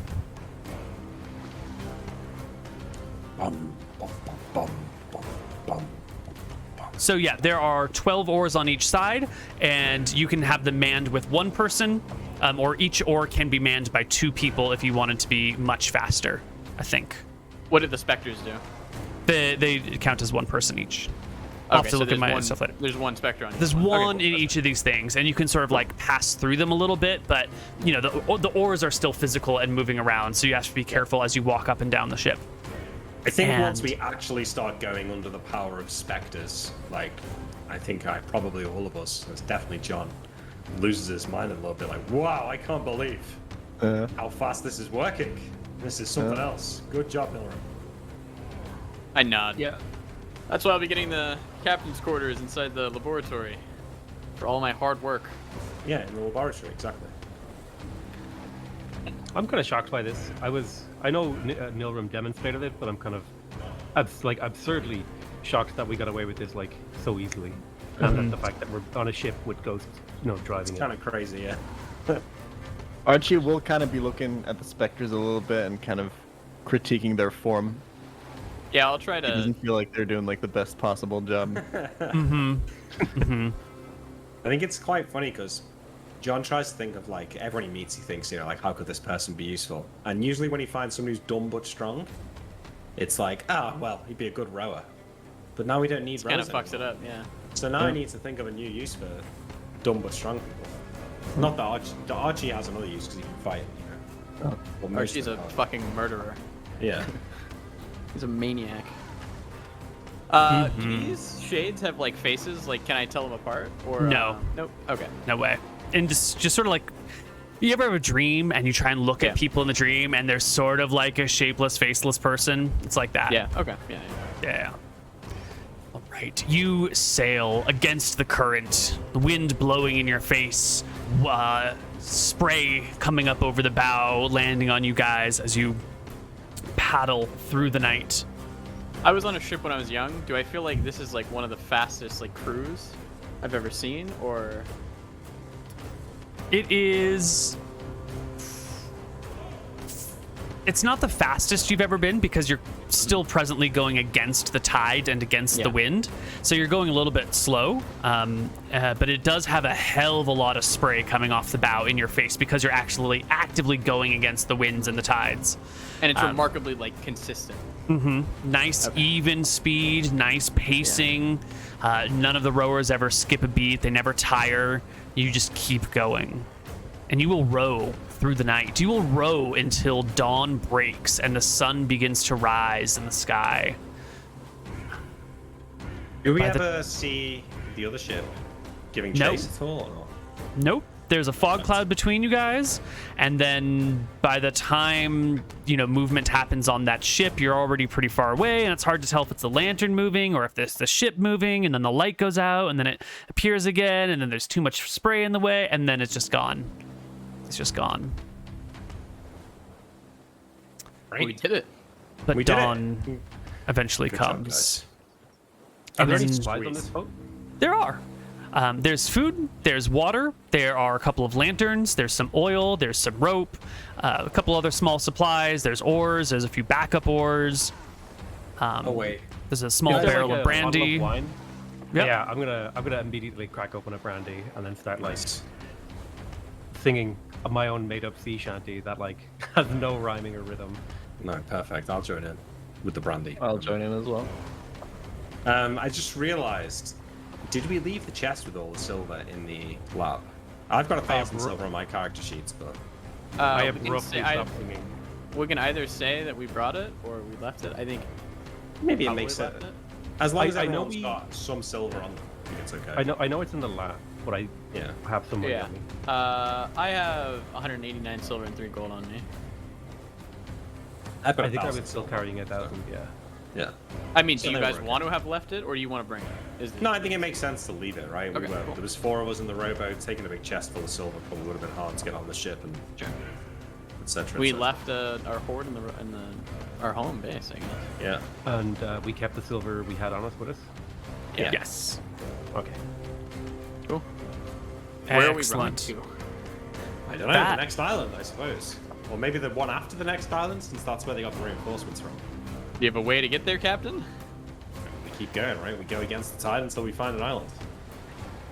No? I nod at the simplicity of it, I guess. Yeah. Yeah. I guess that'll be work. Well, you're the navigator here, Nora. The sun comes up, and in the distance, you see mountains. You can make a beeline for them because you know where there's mountains, there's land. And we want the next one. Yeah, you don't want to go to this. Oh, okay. No, yeah, we're skipping this one. Well, just because that's where the White Prince went to get his men, right? Although maybe that means there's no soldiers there, actually, now that I think about it. Didn't all the reinforcements just leave this island? Yeah, so actually, maybe this is the safest place to go. But it's also the first place they're going to come and look for us. How would they know which direction you went? Yeah, they weren't, and they weren't even left necessarily. How do they even know it was you guys that took the ship? Maybe that guy doesn't make it back to port, and the ship just vanishes in the night. Hey, that guy's not telling the White Prince. He's meant to be telling Nightingale. Yeah, but why would he do that? Is it a Nightingale man? I assume so. He was on her ship. I hope so. A lot of ifs in this one. I don't know. Yeah, that was why I was pretty astonished that you told him that. I was like, I'm holding on to hope. I think he'll tell Nightingale. Sure, fuck it. Sure. You're not the 18 character, Johns. We're not going to be able to... This isn't something you can just, like, hide. If we show up with a bunch of specters on the ship, in Lady Nightingale's ship, the ship that literally just came here and pulled a bunch of men, it's going to look omega sus. I think we should probably go to the next island. We can come back here later. All right. I'm imagining that Neil's got like pages and pages of planning of stuff to do on this next island, and we're like, nah, fuck it, we'll go to the next one. Well, you can just swap around the island. Fuck it. Do we perhaps see a cove we could hide our ship in as we're coming into this island? Yeah, is there out, Koibu? Is there a So cove here? the island that you see clearly has like a 3-way mountain range that splits it into almost like a Y-shaped island. And as you are coming up on the island, you can see along the major axis that you're coming across, there's a little town at the far end. If you go the other way along the other axis, you don't see any settlements or civilizations, but there's plenty of beach. So you could go and park the boat, dock the boat, park the boat somewhere away from the town where the town would not have line of sight because you'd be on the other side of a mountain range. Nothing to do there, though, is there? We might as well stay in the lab if we're going to do that. We want adventure. What treasure? Yeah. Yeah, what do Where's you that shit want? Yeah. What do you... Maybe we can be audacious and just roll what up are with the town like we own the place. Yeah, I guess Ultimately, we're just we'll have the trying to conversation. escape. What are we doing? We're just trying to escape the White Prince, so I think that Well, you have. it does make sense to skip this island. Yeah, we'll Well, skip yeah. this island. But you might find us here, so. Okay. We skipped this one. You're going to skip Sorry. this island. Yeah, we're going to the third, this next one. Excellent. I've planned islands in many directions, but not the one that you're headed towards, so we will improvise an island. Good job, Okay, party. All right, you can sail past this one. It takes you will end up passing it somewhere in the morning, late morning, not quite noon yet, as you will row past the town known as Oak Town. There's little ships in the harbor. It only took us that night to get from one island to the next, yeah? Going at full speed without your rowers ever needing to stop, you can do basically 11 hours from island to island. There's some variation in there. Some might only be 10, some might be 12, but roughly, 11 hours against the current to get from one island to the next. And you're cool if everybody switches off during their watch to Doing rowing? do the rowing. Yeah. Yeah, you all have It'll seamanship. take them a little bit to get their seamanship shit, but yeah. You might delay the time by like 10 or 15 minutes. Whoop-de-doo. Yeah. It's fine. Cool. So you skip the first island, and you row upwind and up the distance, and eventually night comes, and you keep rowing through the night, and you keep rowing through the night, and dawn breaks, and as the sun rises, and you look out over the water, you can see some mountains in the distance, but you're not really sure where you are right now. There's still that sort of Y-shaped mountain range from the last island that you skipped that's way, way behind you now. It's like a day behind you. You can barely see its peaks on the horizon. You can't see the peaks of the Port Ferris Island at all, and you can't really see anything else. You're just out in the vast open sea with just like a tiny little mountain range in the distance. Maybe we should go back and find a map. I grew up here, so I would know, like, I have a pretty good picture in my mind of probably how all of the islands look. Can I do maybe like a navigation check or something to be like, hey, I think like the island's probably over Absolutely. here. This is what Okay. your navigation check is all about. Give it to us. Nice, Nora. Yeah. Don't roll a 1. Oh, nice. That's a very good check here.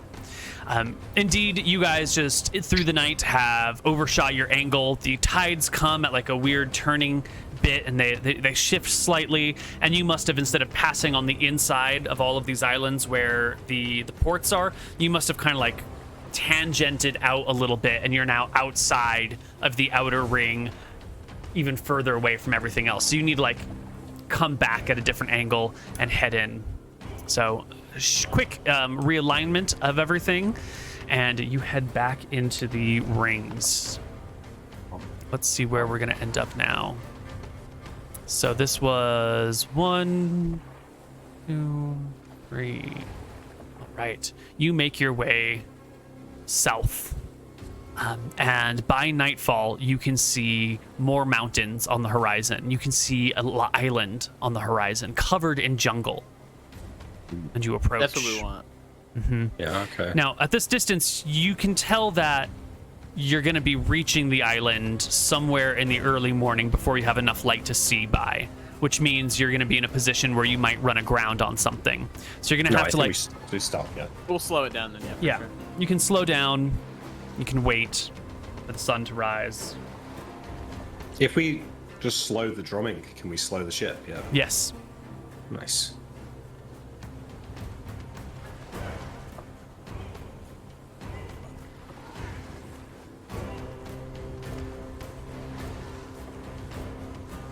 Just making some notes here. Well, we're on time for a break if you want to do a quick 5-minute improv of a whole island. Oh, I've already got it ready. I'm professional, Nick. Yeah. You guys Great. wait till morning. You approach the island. You can see there's rocks all over the what do you call it? The coastline. Big rocks sticking out of the water. Small little rocks that you can barely notice from time to time.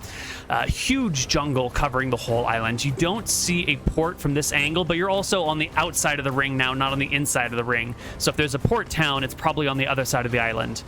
Yeah, can we row over? Yeah, you can row over. We need to get to town. Yeah, we're gonna row over to the port. We'll look for a port. And we take a wide berth so as not to risk any rocks if we can. Whether it was a bit deeper. You take your time. We're gonna take a berth, looking like we're actually coming from like the island above this. I might know the name because I'm from the Dardanelles. That's good. Yeah. Yeah. There are 77 islands in the Dardanelles, and if you were just a child, it's one of those fucking outer ones. I can barely remember all 50 states, let alone I'm the 72 most islands. child ever, Koibu. DC 30. I have an 18 int. DC 30. Go on, Neil. That's fair. All right, give me a Just DC 28 check. Okay, that's fair. Int check. I feel like it should be for every US state Muton can name, he gets one island name. You know, these outer ring islands, shitholes. Some of them aren't even habited. Some of them are abandoned. Some of them have been completely destroyed. Some are impossible to live on. They don't even all have names. Some of them are split into like little island groups. It's just too much. No one gives a fuck about these outer ring places. Anyway, you spend the day getting closer to this island, sailing around it, looking for a port town, and eventually you find one, but it's a little sketch. There's like a stone pier on the island, and there's some buildings near the pier, but they look dilapidated. They look overgrown. There's like vines crawling all over them. Some of them look like they've fallen down. One of them even looks like there's a tree growing out of the chimney. It doesn't look like there's anyone living here. Might be some treasure though. That's right. Okay. Yeah, this is the good shit. Let's go. Let's go, yeah. All right, you can make your way towards that stone pier. As you approach, you'll notice that there are masts sticking up out of the water a little bit here and there. Little pokies. And as you get really close, you can see that there are many ships sunken in the harbor, just resting on the seafloor. I really don't like this island, guys. I'd like to go to a new island. Look at the ships. Do they look like they're all of the same age? Like they were all sunk in one act? Or does it look like many ships sunk across a long period of time? You get the impression that it's probably all the ships sunk at one time. Otherwise, you'd want to clear out the harbor. It's a danger to other passing ships to have ships sunken in the harbor. So, well, yeah, no, but I'm thinking, like, is there something on the island that's sinking every ship that docks here? Or did something happen and all the ships at the dock got sunk? It looks more like there are even ships, like, sunken right next to the dock. So those all must have sunk at the exact same time. Cool. Yeah. That's good. That's fine. That's good for us. Because there's buried treasure down there. Yeah. That's true as well. True. Yeah. Well, you can pull up to the large stone dock, lash your ship to it, hop out, and stretch your legs, because you've been at sea for 2 full days with the rocking and the back and forth, eating whatever rations were available on the boat, probably just kind of salt tack and whiskey, and no, we said bourbon, and some fresh water. And here you go, pulling up onto the island, onto the dock. How much food and water do we have? Oh, you've got like, let's see, there were 20 days of food for 3 people. Now there are 4 people, so we'll call it 16 days. I don't want to do the math, I'm just rounding. We've still got 2 weeks left. Yeah. Okay. Can I get full rest on the boat to change my spell? Give me a constitution check. God damn it! Oh, it's just like to see if I can like if you can get good enough sleep. Water. Yeah, if you can like curl up in a spot where you're not getting too wet. Yeah, you found a good spot. You want one con check or like we were on here for a few days? I also want to memorize every night that you want to get spells. I would ask just for a con check. Okay. There you go. Yeah, cool. I mean, this is just for making water basically. Mm-hmm. Perfect. You both got good cons. Oh, you can make water. Yeah, that's awesome. All right, excellent. You guys can pull up to the stone pier, lash the boat up, crawl up onto the pier. You can see that there are some ladders still intact. This place is old and ruined, but it's not so old and ruined that everything has fallen away. So the ladders and some of the ropes are still around. You look on the harbor here, and you can see that there are even like coils of rope still left. Some of them knocked away and like dangling, but still attached because they were coiled around something. The whole area is sort of quiet except for all the squawkings of the birds coming from the jungle. The little village. Go ahead. As I leap from our ship onto the stone pier, I take a big sigh. Thank the gods we're off that godforsaken island. We've left those white prince idiots in the dust, and now look at us. We've got our own home here. We can spend a few days chilling out, look for some lost treasure, relax a little bit without having to be chased every 5 minutes. How's it feel to officially be a captain? Things are looking up, Nilrim. Things are looking up indeed. Things are looking good. These drums, wow, that's something else, How big are the drums? Sorry. It's like a really like a big whiskey drum. Is it like a snare? Okay. It's drummy shaped. It's like drum sized. Yeah. I'm just like worried. Like, is this gonna be like something hard to carry around? Because we have to carry around this it's awkward to carry around. Okay. You would have to like wrap it under one arm. It probably weighs like 10 pounds, but encumbrance wise, it's probably worth like 30 pounds of encumbrance just because it's like an awkward hollow shape. What is this? This is maybe 3 feet tall, foot wide at the top. Yeah. We shouldn't leave this on the ship. No, we shouldn't. I understand magic. I'm a very magical guy. I hope so. I should be able to reduce this in size, and you can reduce a magic item. It's gonna be fine. Yeah. Yeah. Okay. I'm gonna reduce it 30%. How long will that last? It's gonna be not a huge amount. 5 rounds per level, so 15 minutes. 15 minutes. Enough to get off the ship easy. Enough to get it off the ship. Enough to like get us moved into town a little bit and. Perfect. So I think once we land. All right, I think we should search through this town, find a house that's relatively secure. Maybe it's still got a door, or at least something that we can block. Not overrun with any monsters, somewhere we can set up base, secure the drum while we do some exploring. So, let's split up and check the buildings. All right, and we will see you guys on the other side of our break with the party split up and checking buildings. Hello, everybody, and welcome back to Tides of Death.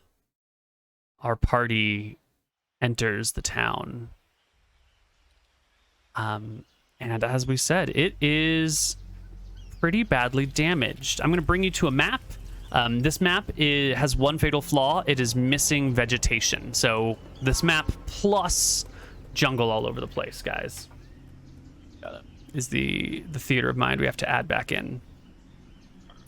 So you can walk into the town to find the whole thing devastated, completely ruined.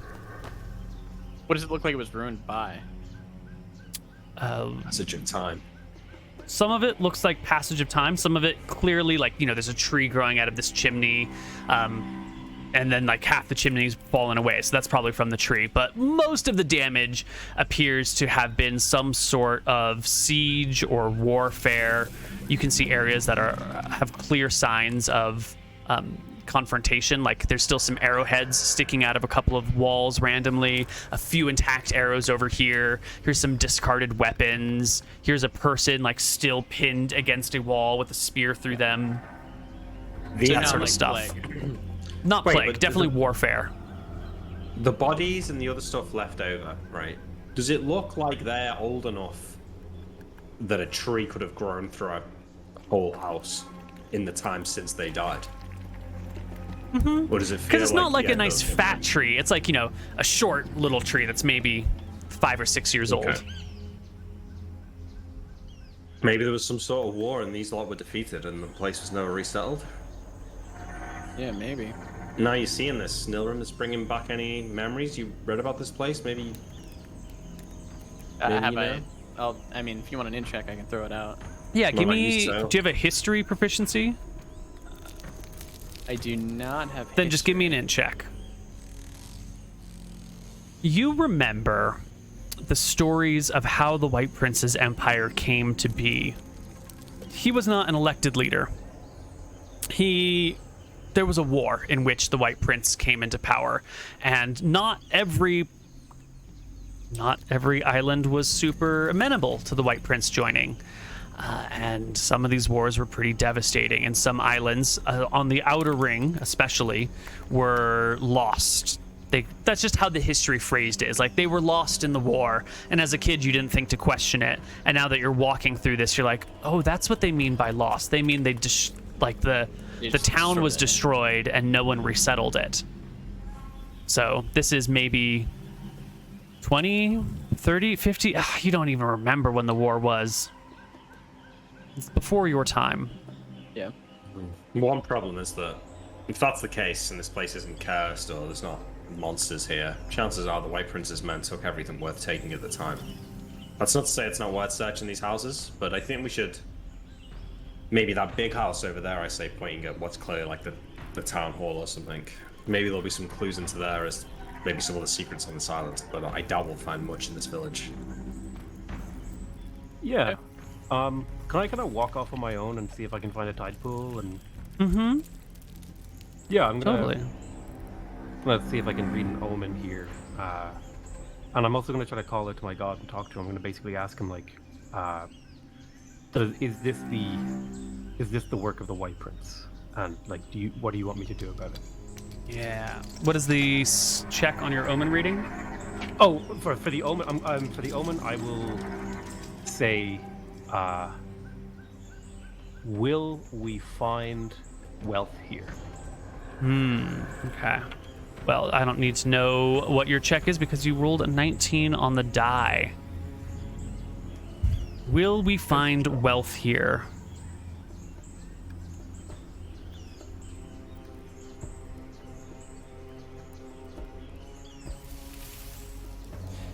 The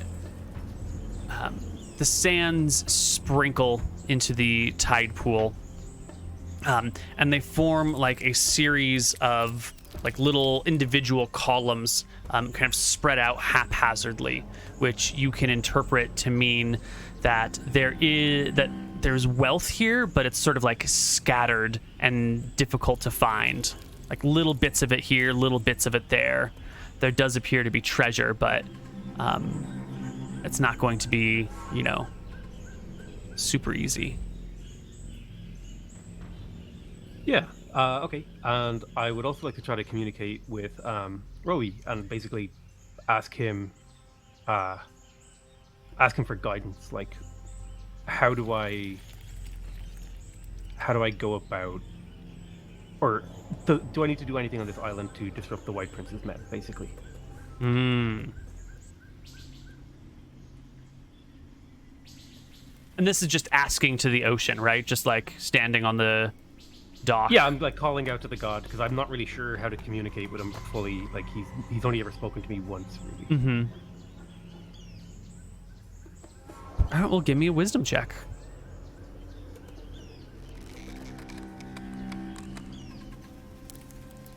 Yeah, you call out to the god, and the water at the base of the pier begins to lower a little bit. It sort of like dips down at the base of the pier to let you know that you are getting some sort of response. You look into the water and you don't see anything in particular, just the sign that your god has heard your prayer. And then up from that depression in the water come some bubbles. And as the bubbles pop, a few words come out to you. And it says, all that remains here are the crimes of the White Prince. All right. I'll stand there and contemplate that. I'll kind of watch I assume the depression will go away. Mm-hmm. I'll thank my god for guiding me. I'll say, thank you very much. and then I'll rejoin the party. Okay. So this could be like seen as like a moment where we see like kind of like the heinous crimes of either the White Prince or just war in general, right? This seems like an entire town, kid, child, woman, everything was just sacked because they wouldn't let him take over. Do we see the bodies of children? Yeah, I'll look, I guess, as well. Yeah, if you really look around, you're going to see the bodies of many things. You're going to see adults, you're going to see children, you'll see animals. Most of the flesh has rotted away on all of these things. They're pretty much just like skeletal remains, as if whoever killed these people didn't even collect their bodies. They just left them here and moved on. It was a slaughter. I'm imagining maybe we're kind of meeting back up in this little circle at the front of this big building here. Yeah. And I'll like kick at the skeleton of a dead person and say, "So Nilrim, is this the work of the glorious White Prince? He sacked this place?" I guess when I read the books and they said the islands were lost, I thought that they just meant they were just gone. I don't know. I didn't expect, I guess, the White Prince to go and indiscriminately kill every man and child. He may be more evil than us. I'm Not just men. Killed the children as well. His island is evidence of his crimes. This doesn't seem very lawful to me. Would a stare really piece of let- shit, if you ask me. Well, yeah, but would a stare really be okay with this kind of thing? Sale, if you know anything about that? All I know is that my god thinks that Astaire should not be in power, and nor should the White Prince, and that some corruption has happened here. And I think this is proof, is evidence that the White Prince thinks that order means any independence is forbidden. Yeah. If this is what counts as law and order in the Dardanelles, then maybe your god, when his hatred for Astaire is maybe a little bit more justified than I thought. This is fine work. I've raided many a town in my day, but I've never left one in such a state as this. This would have taken a great deal of men. I think this was to send a message, not to conquer. This was brutality, to show a show of force. I don't think this was about money. At least when you do damage and we steal, we're doing it for a gain that, is deeply personal. This was just to strike fear in the hearts of the people that live on these islands. I'll look around a little bit more. Basically what I'm going to be looking for, so Neil probably heard about these gigantic ships that have, like the griffins and stuff, with like hundreds of thousands of men. Hundreds. Hundreds. I'm going to look around and see if I can find, like, maybe it looks like someone was either pushed off a roof, or maybe it could be like someone was picked up by a griffin and like just dropped. So I guess I would be looking for like scattered bones or like super broken. Yeah. So the party looks around for some more clues on what's going on. Looks for. Well, sorry. Primarily, I want to find the most intact house that we could use to like store our gear and stuff. Yeah. Use as a base of operations. Yeah. That looks like this place in the lower left of the map. So that's probably where you are going to end up. Nilrim, you're specifically looking for signs of griffin-based warfare, like dropped bodies, impaled on things on top of rooftops. So you're going to want to probably get to the tallest place and look about. So Nilrim will find out his way up here. What about you, Archie and Sale? What are you guys looking around for? I am going to be doing a mixture of finding useful tools and also laying to rest the dead in a way that maybe has a bit more respect than they were given. Like if there's like a shallow depression, maybe I can bury them or something of that nature. You're going to want to do like a mass grave. Yeah, and Archie, what about you? Yeah. Archie's never seen anything like this before. It's still pretty... it's pretty crazy to him, so he's just kind of looking around. He's pretty curious about it, and he's not looking for anything in particular. He's just trying to take it all in, you know? It's just walking about. Great.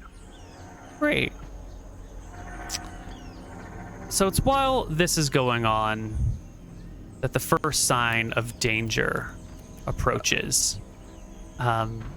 Nick, you're walking over to take a look at this building.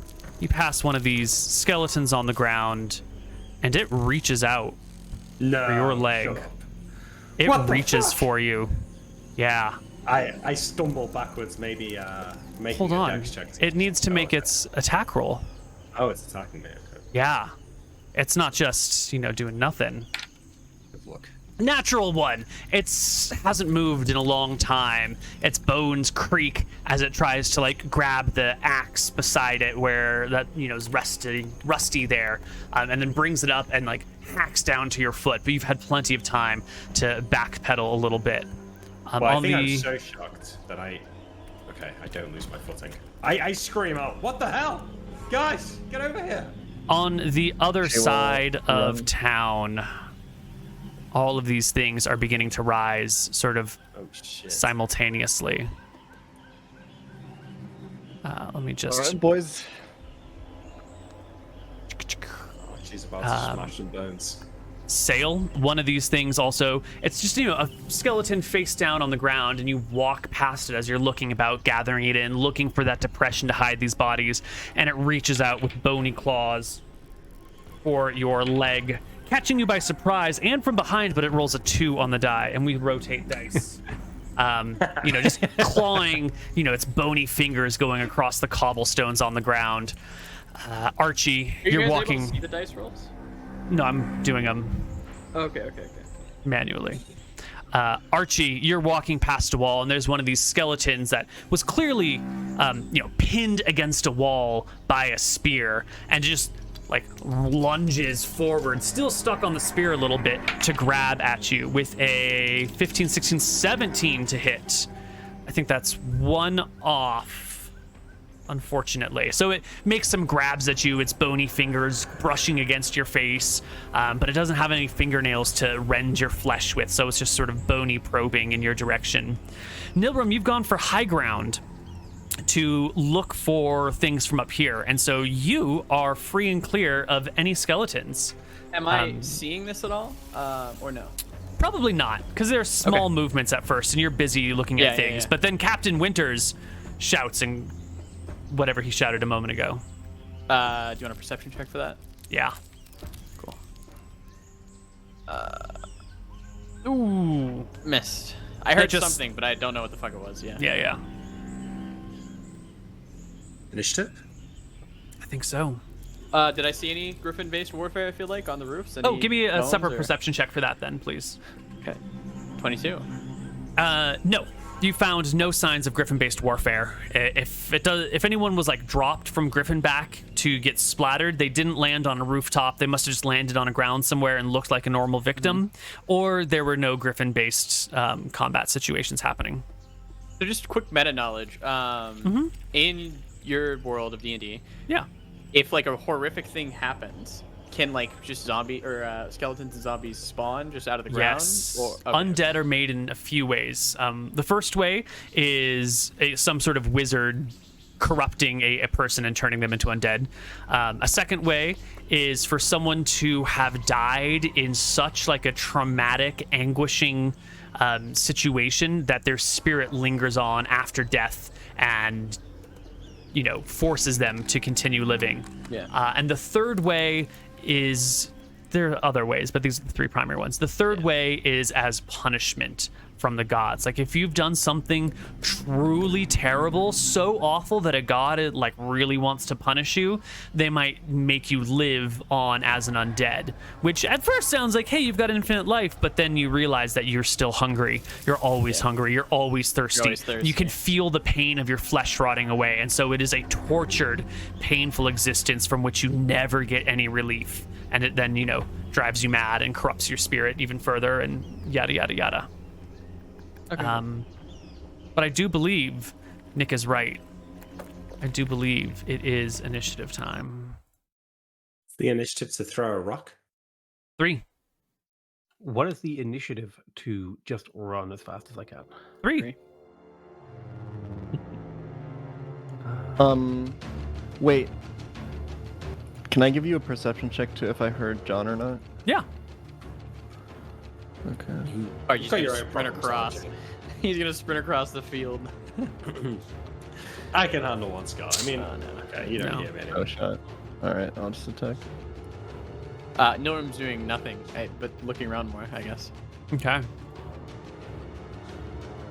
So it's just Sail and Winter. No, Archie's also rolling. Excellent. You're well equipped to kill these guys. Oh. So Archie, you are the first one to act. There is this. Whoops, he's on this side of the wall. There's this skeleton impaled upon a wall right there, reaching out for you. And of course, he can just walk off the thing if he wants. Yeah, 13 strikes the skeleton square in the jaw. He does double damage to this because it's bludgeoning, I would assume. Yes, skeletons take half damage from piercing weapons, normal from slashing, double from bludgeoning. So you shatter that skeleton in the skull. The whole thing crumbles and quickly decays into just, random bones on the ground, and the skeleton's gone. But the farm some XP, boys. Smashing his skull with your fist, that's so badass. Archie will remember that he passed a bunch of skeletons on his way here, so he's like, I'm not going back through that. I want to attempt to climb up on the roof. Yeah. Give me a strength check to quickly pull yourself up on the roof in the same round that you've already made your attack. Fucking Archie, so strong. Up on the roof. And we will I'll come yell back. I'll yell out for my crew. Guys! All right. Over near Sail, which is our next section of combat. Come on. There we go. Over by Sail. That one skeleton that was behind you walking in the street, which you turned and saw claws after you again. It scrambles forward, and you back up, trying to avoid it until you run into a skeleton who's coming from the other direction, and the one that's at your feet manages to reach out with a 17 and scrape the flesh from your shins for 1 point of damage with its, chipped and edged bony fingers. The skeleton behind you, Sail, is wielding... seems to have a rusty hatchet in hand and shambles in your direction. You've been clawed at from the front. This one tries to hack at you with a 13 plus 2 for back is 15 and will hit you for another just 4 points of damage. So that should be 5 to you total. 5. Yes, and we're going to flip over to Captain Winter as well. All right. Am I beating this skeleton initiative? No, you are not beating the skeleton initiative. And it is not the only skeleton around, Nick. What? There are many skeletons.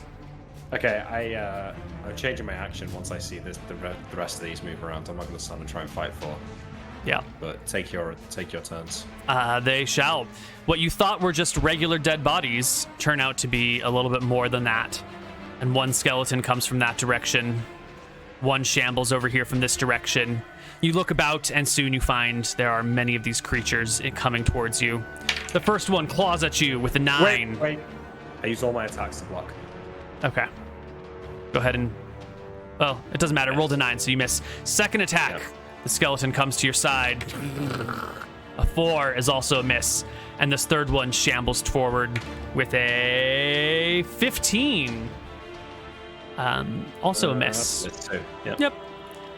Last but not least, the one that started off comes up from this direction with a claw. It's a 7. 2 for back attack is 9, but no dice either way.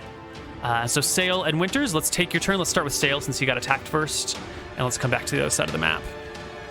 Yes. So when I disengage, do I disengage with everyone I'm engaged with? Yes. You move at 1/3 your movement rate in order to, escape everything, and you can spend the whole round disengaging. And so, can I move through these guys? Not through their squares, but past them or around them. Your movement rate is... You're not encumbered, are you? I don't think so. No, I don't think so. You are not encumbered. So your movement rate is 120 feet, so you can go 40 feet while avoiding the attacks that these skeletons will be presenting. And if I sprinted, I could give up my action and move 240 feet. If you wanted to sprint, you could give up all of your attacks. You would provoke attacks of opportunities at a bonus to hit you because you'd be moving without being careful, and you could go 360 feet in a round. So you could go really fast, but then they'll have like a +1 to hit you on all their opposed attack rolls.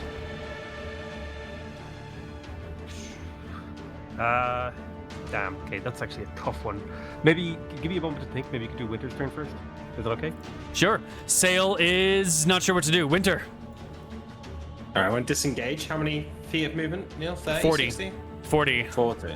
Unless you're encumbered. I want to kind of come like down here. You are encumbered, my friend. You have movement speed 8, so you will be moving 80 divided by 3. You'll be moving at 25 feet per round. Let's see, how much weight do I have in my bag? I'm only lightly encumbered, so I'm really slimming down. I mean, That's why it's called lightly encumbered. this spell book I don't have on me for first stuff. That is correct, yeah. Moon's got that, so now I'm not encumbered. Ah, perfect. Then you can go 40 feet. So I disengage down here like this, Mm-hmm. and then I come up these stairs. Yeah? Sure. I think you can get to like the base of the stairs. That's 40 feet. At this point, Nilrim can probably start seeing skeletons. Yeah. Yeah, Or I think once perception people check? start running and, Winters will start like defending himself coming back this way. And it's not like the skeletons don't move. The reason that you move at 40 is because these creatures are like shambling after you as you disengage and run. So you'll see Winters, and then you'll see this pack of skeletons chasing after Winters. Well, that's the biggest building in town that Nilrim's on top of, right? So I'll see him. And Yeah, I'll everybody's shout coming to out me. help as I'm sprinting down here. Yeah. Let's head back over to Sail. Yep, I think I'm going to. I think I'm just going to like book it. I'm going to sprint. Can I sprint past this guy? Like. Yeah, you can go to the left or the right. The one before you is like on the ground, so you can even jump over him. But Yeah, you I'll still like will basically provoke just, attacks of opportunity. A 13 and an 8. Well, the 8 is a back attack, so it becomes a 10, but they're both misses.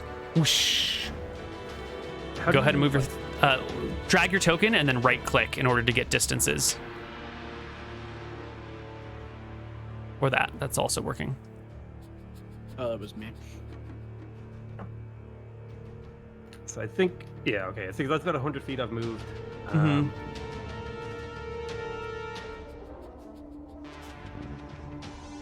I'll like do. I guess I'm basically looking for someone, so I'm like just following the main road. I mean, at this point, I would just be like yelling to everybody to get on my roof, right? Yeah. All right. I'll basically. I'll hear Nilrim. I'll run towards his voice and try to get up onto wherever he is.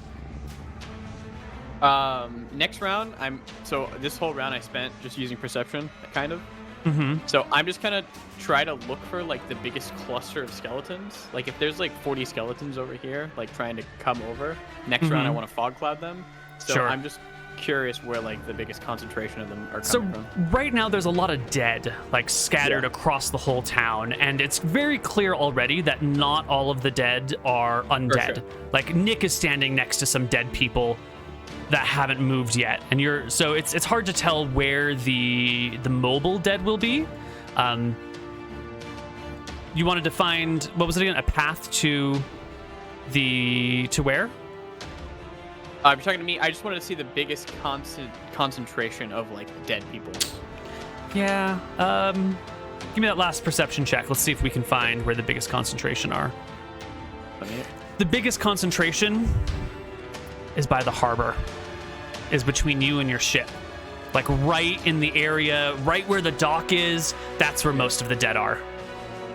Okay. Interesting. Okay. And you know what? We can do one more round of combat. I know we're going to end a little bit early today, and so I kind of want to end us in a nice cliffhanger, but let's do one more round of combat here. Archie, yeah, everyone roll initiative. Everyone do it. Nice. And Sail, you're inside this building now is what it seems. right? Yeah, I don't know how to like. I wanted to get up to Nilroom, but I don't know how to like represent that. Yeah. Oh yeah, I'm on see. here as well. Okay, before I roll what I'm doing, I assume Archie can see like Miller and the others on the roof. Yeah, you can see Nilrum. Sale is going to have to make some checks to get up because there are no more staircases that go to the top of the building. So it looks like Nilrum had to climb his way up there. Last round Okay. I wasn't doing anything, so I would have been like beckoning you to like come to my rooftop. I'm just yelling at everybody to get over here. Yep. Can I kind of see from my heightened position what path I would take that has the least skeletons on it? I think the shortest path is probably your best bet. Just coming down and straight over and over like that. It's probably the best, fastest way. Yeah, I'll climb down and book it for that building. Okay. Do you want checks from me for climbing? I will want a strength check on your turn. Can you roll at initiative 6 to climb, please? Yeah. What do I? You're gonna roll to 3. climb down and run? Because you're just gonna hop down pretty easy, and then most of your turn is running, so you'll do that at 3. Sale How do is I trying do to that? scramble up. If you click on your token in the upper left-hand corner, there should be a button that says Initiative 3. Yeah. Sorry. Yeah. Excellent. Sorry. Didn't have my guy selected. 7. That's fine. We will just adjust you to a 7. Sweet. All right, Nilrum, you are first. I'm gonna be rolling 2d4 plus 2 because I'm doing magic missile. I don't know if this is bonus damage, double damage or whatever. Either way, I'm gonna be. Okay. I was asking if you're doing 2 missiles on one creature or if you're splitting your missiles. I'm splitting, so I'm gonna Okay. do 1 missile on this guy and 1 missile on this guy. Okay. No attack roll needed. Just roll me d4 plus 1 twice. So 3, or 2 and 4. Yep. 2 and 4. Excellent. And that doesn't do double damage. It does not do double. It does not do half. It just does flat. Got it. Cool. All right. You wound those 2 skeletons. Archie, you're going to run, right? You're just full on running. Yep. Okay. So as you hop down off the roof and begin to make your way over here, you will be exposed to attacks of opportunities from a couple of things that you didn't necessarily see right away. This guy right here will grab at you as you run past with a 6 plus 1 for flank plus 1 for you running or 2 for your running because you're essentially charging is going to be not a hit. And the next skeleton, as you come down this area, is going to be coming out of this building. And let's re-roll its hit dice and its side. And this one will grab out at you with a natural 18, modified 21. It's not a crit, but it is a regular hit. And this skeleton will grab you by the back. Are you bald, Archie? Yes. He will grab you by your collar with one hand, which slows your run for just a moment, and then the other hand comes up and grabs the front of your throat from behind, digging his cold, bony fingers into your neck and beginning to like break the skin, causing internal bleeding and also just a little bit of external bleeding for 5 points of damage on your throat. Jesus. Give me a...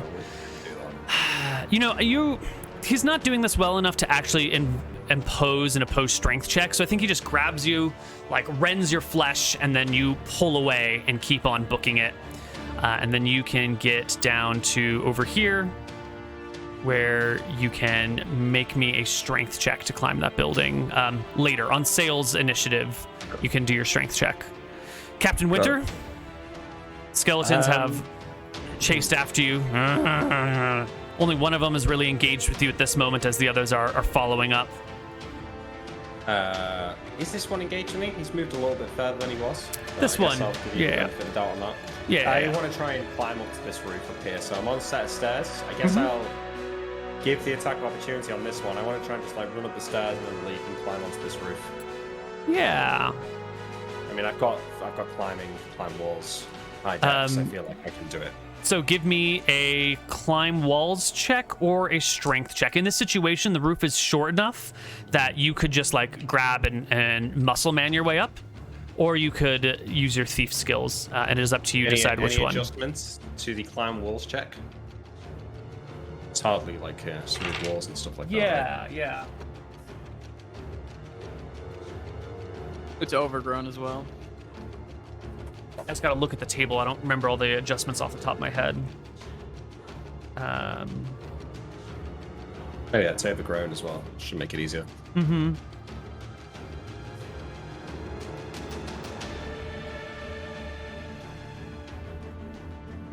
Oh shit, it's way back over here. Wrong part of the book. Time and movement. Here we go. Plus 40% on your climb walls. Plus 40%. Oh, Yeah. Easy. Well, I pass. Thank God for that plus 40. Yeah, you quickly scramble your way up. The skeleton will get 1 attack at you. It is a 13 plus 2 for back attack, plus probably another 2 for you climbing, so it's going to be a total of 17. Which will just barely hit your AC. So as you scramble away, skeleton like grabs hold of your leg, scratches at your. Hang on. Wait, just to argue against the damage here. I'd say totally. It's a flank attack because I'm climbing up to this part of the roof, so I'm not actually facing up there. I'm climbing up here and then moving my. But by the time like you're above him, he's sort of below you. That's definitely like vision equivalent of a flank. Not to mention you're climbing, so you're looking up. Like back attack has more to do with where your focus is than like actually being at your back. It's not like your back is significantly weaker than your sides. So if you're climbing up and you're looking above you, the skeleton is below you, which is opposite of vision range. He's kind of reaching up in the air, difficult might impose a -1. No. Okay, fine. He scratches you for 1 point of damage and rips off your left boot. What? God damn it. You lose your boot for arguing. I guess I did. I can go a little bit further, right? Yeah, you can go wherever you want on this rooftop. Can I, how much higher is this roof than the roof I'm on? This roof is maybe another 6 feet higher than yours. And there's all plants on that wall. It sounds like I could sprint, jump off this, grab onto the plants on here, and finish climbing up. It's a 15-foot gap, yeah.